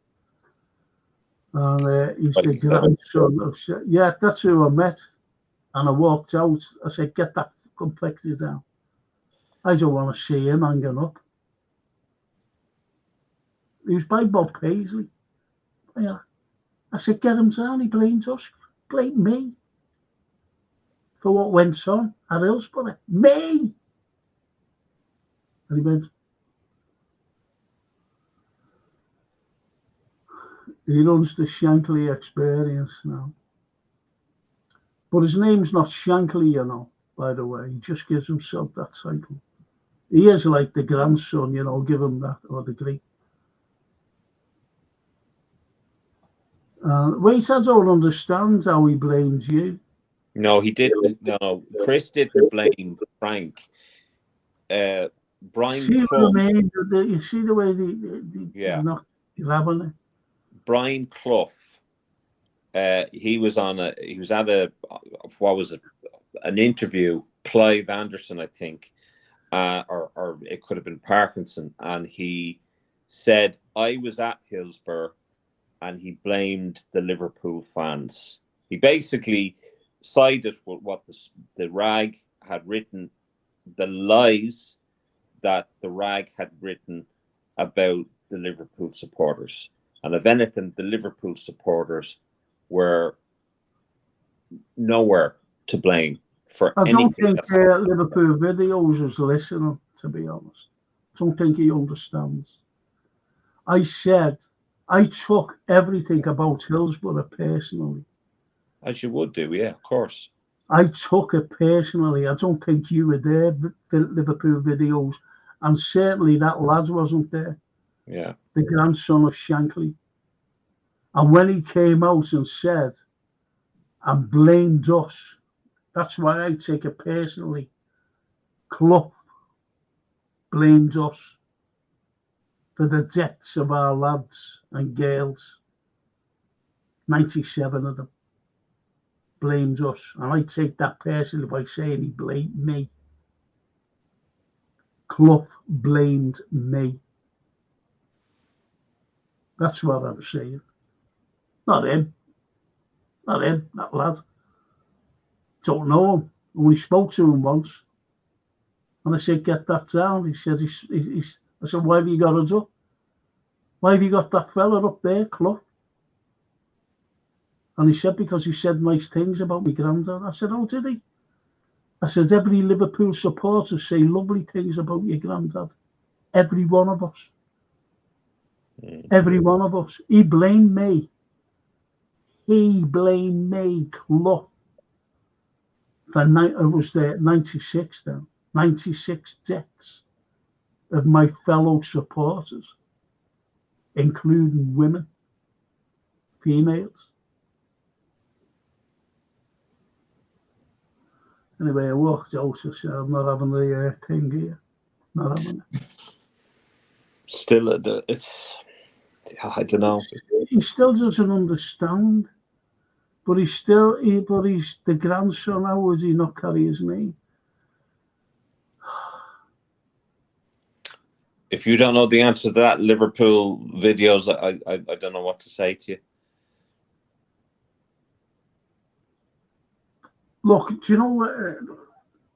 I say Gaetano Valenti is my, and Henry Mancini,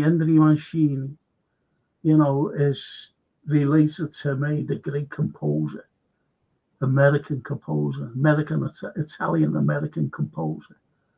But I don't go around saying, you know, I don't call myself Mancini. I don't even call myself Valenti. Because my dad's name was Carlyle.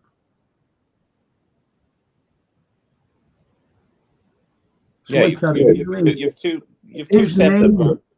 His proper name isn't Shankly. He lost that through time.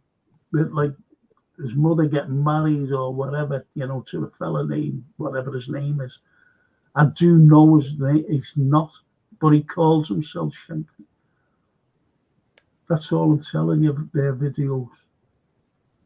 Yeah, it's like me. It's like me calling or using my mother's surname, exactly, or maiden name. You know, I'm not. That's not my surname. My surname is my father's name. But my name is, you know, honestly, my name is Francesco Domenico Valenti Carlyle. Did you know that? I remember you telling me that would be a very interesting name tag. I think it'd be all over, like it'd be the side of exactly. And when you're signing something, you've got to go right through that. So I just dropped that. Yeah. And my dad's name. I wish my name was as interesting as that. So you know, it's.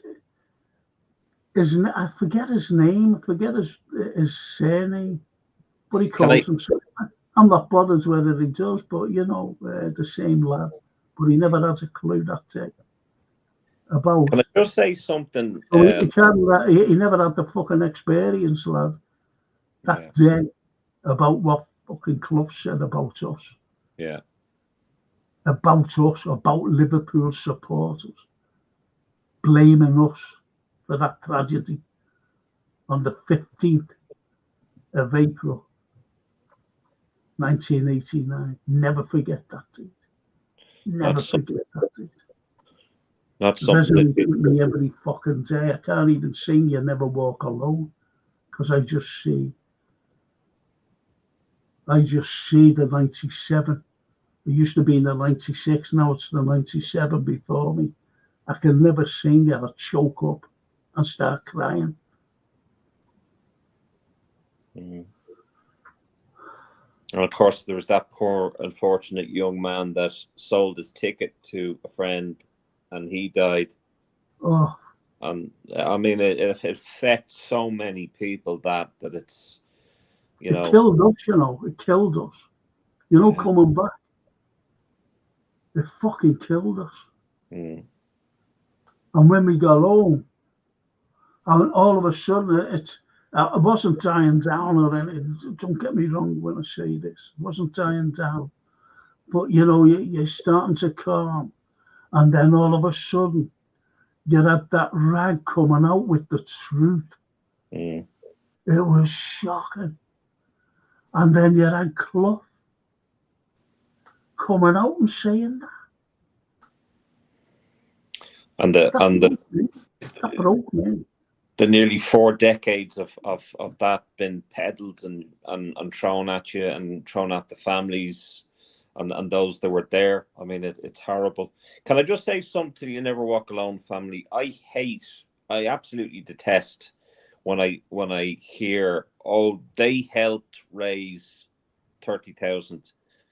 I know someone who basically had said that they helped raise money for something, and all they did was share a link and didn't contribute, good, bad, or indifferent. I think, you know, it is absolutely your duty if you see a hospice that looks after terminally ill children to do your part. I think that's the very least thing. So for Home bargain have done it. Home bargain of, you know, they put like 1.5 million or something like that. Scouts of the years as well. Yeah, but you don't hear that. You hear about that particular channel that raised this. That's grand. That's fine. But I think fair play to them. But they have. I mean, the club did to raise money as well. Individuals did their bit, you know. So I don't think there should be any credit given. I think it should be something that we all should do. You know, I don't even live there, and I contributed a little bit towards it. You know. Liverpool video says, I understand now, and I'm sorry to bring that back, Frank. But don't feel bad. I'm just trying to put the record straight, to be honest. Videos, obviously. Yeah. Just trying to put the record straight. Anyone who says any harm to Liverpool, including you, fella, including any Liverpool fan, I'll have a go at them. I will have a go at them. And that's me. That's just, it's always been me. You know what I mean? And it's shocking. I said the other night on the show about a lad named Steve Metcalf. He missed one match in 40 years, and he goes away in every game Liverpool play away. He goes, including Europe. And he missed one match in 40 years. And that was the day he got married. It was the day he got married. And it fell on the day that, unfortunately, they were playing. And the other night when he went to see the Leverkusen game, his tickets, which are on these fucking phones, he went and it's being used now. It's being used. He never went to it. He had to rush around to a pub because they wouldn't let him in.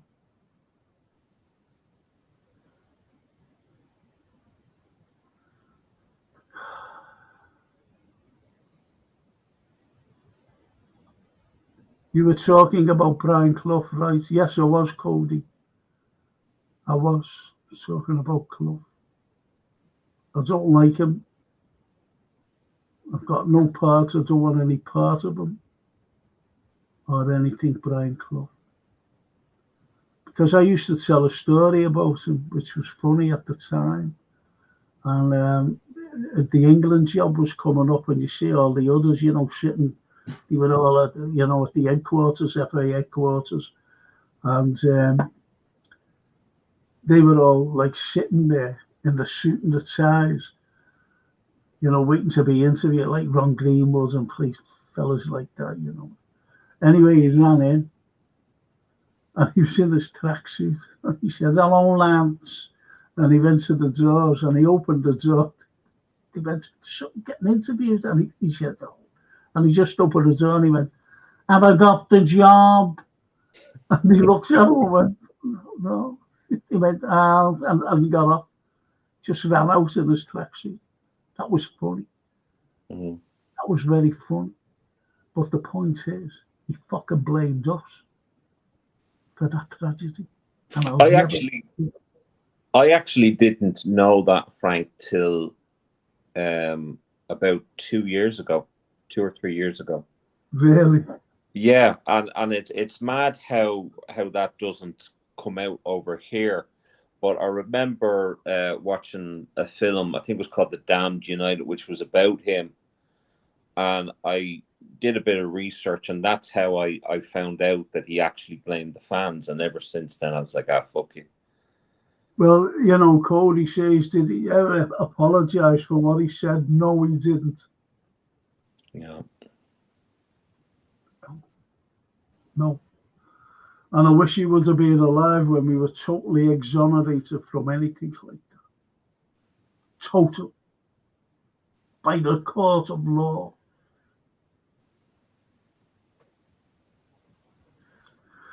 No, and he's in the same category as all those rats in the establishment.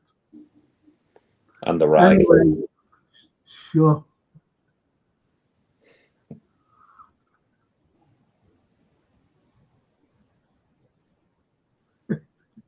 Saving the goat. Curtis Jones is the first Liverpool player to score on his England debut since Sammy Lee back in November 1982, also in an away game against Greece. Wow.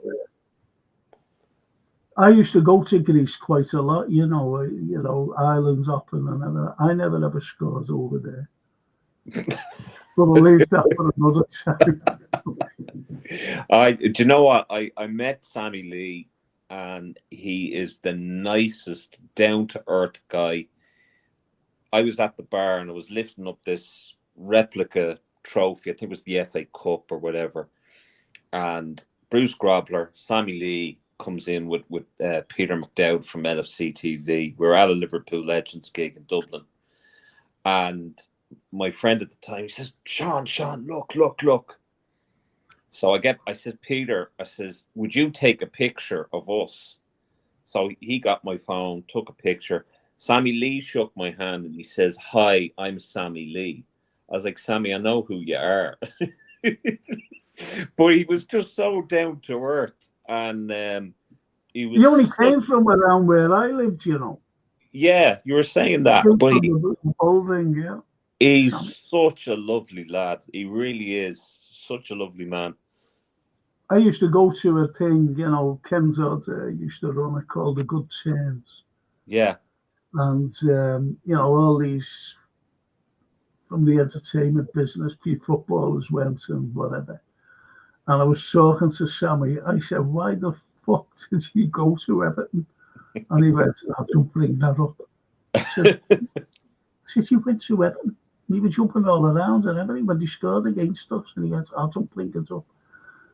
I said, "All right, Sam." He got a pound of sausages there because he owns a butcher's. I said, "We got a pound of sausages today, sell us." He went, "So fuck off." Yeah, he's a lovely guy. Another bad night for the Mings. That's a cracker who are weird about Curtis Jones. Curtis is God. Curtis is a good player. We know that, don't we, Sean? Absolutely. Curtis Jones enters England's senior debut, meaning he has represented England at every level, from under 15 to senior. And yeah, he has. He's been part of LFC since the under 9s. How amazing is that? It's incredible. I've been a part of Liverpool since the age of 6, when I made my debut.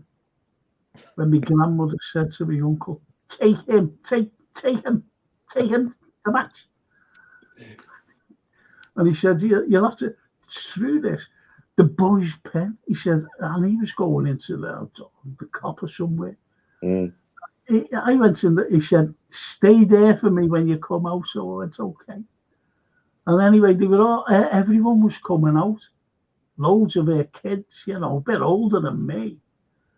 But they were all running into the cop. So I went with them. And when I came out, I was standing, you know, by the boy's pen waiting for my uncle. And he never showed. And I walked, I was just following the crowd. I never had a fucking clue where I was. And I was going the wrong way. I was going the wrong way home until the police, and I had to ask her, I was crying. I said, I went the game with my uncle and I've lost him. I said, no.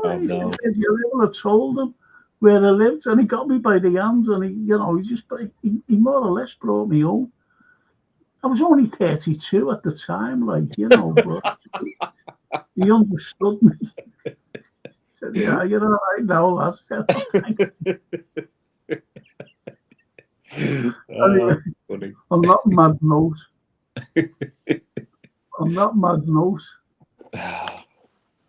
do you think Curtis could be, yeah?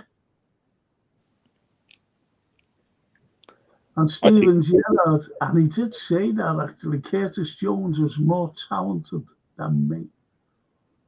It's like this dance, you can actually see the talent. The talent. That's great. Anyway, Curtis is more talented than me in terms of technical, in terms of dribbling ability, in terms of manipulating the ball, close control. And he said his mate sent him that. That's a great honour. I hope he continues to play well and continues to progress and have a very long career at Liverpool. Well, listen, mister, I'll see you Saturday morning. You will, absolutely. Looking forward to it, Frank. Looking forward to it. That's what the Irish fella always said. You know, the Irish lads, he were like, will not be yourself I'm talking to there, Frank. you know, and he used to, honest to God, he used to always say, I will. We were having a staff night out, you know, Christmas night out. Yeah. I said, are you going? And you're definitely going. I'll be there. Frank, I'll be there. I said, okay then. All right, Sean, thank you Frank, so much. It's been a pleasure. Okay, and I'll see you Saturday morning. Talk to you then. You know, if you want to pop in tomorrow night, and I may be tempted, you never know. You never know. Thank you so much, Sean. Thank you to thank you to the wonderful Brian Fennell, but most importantly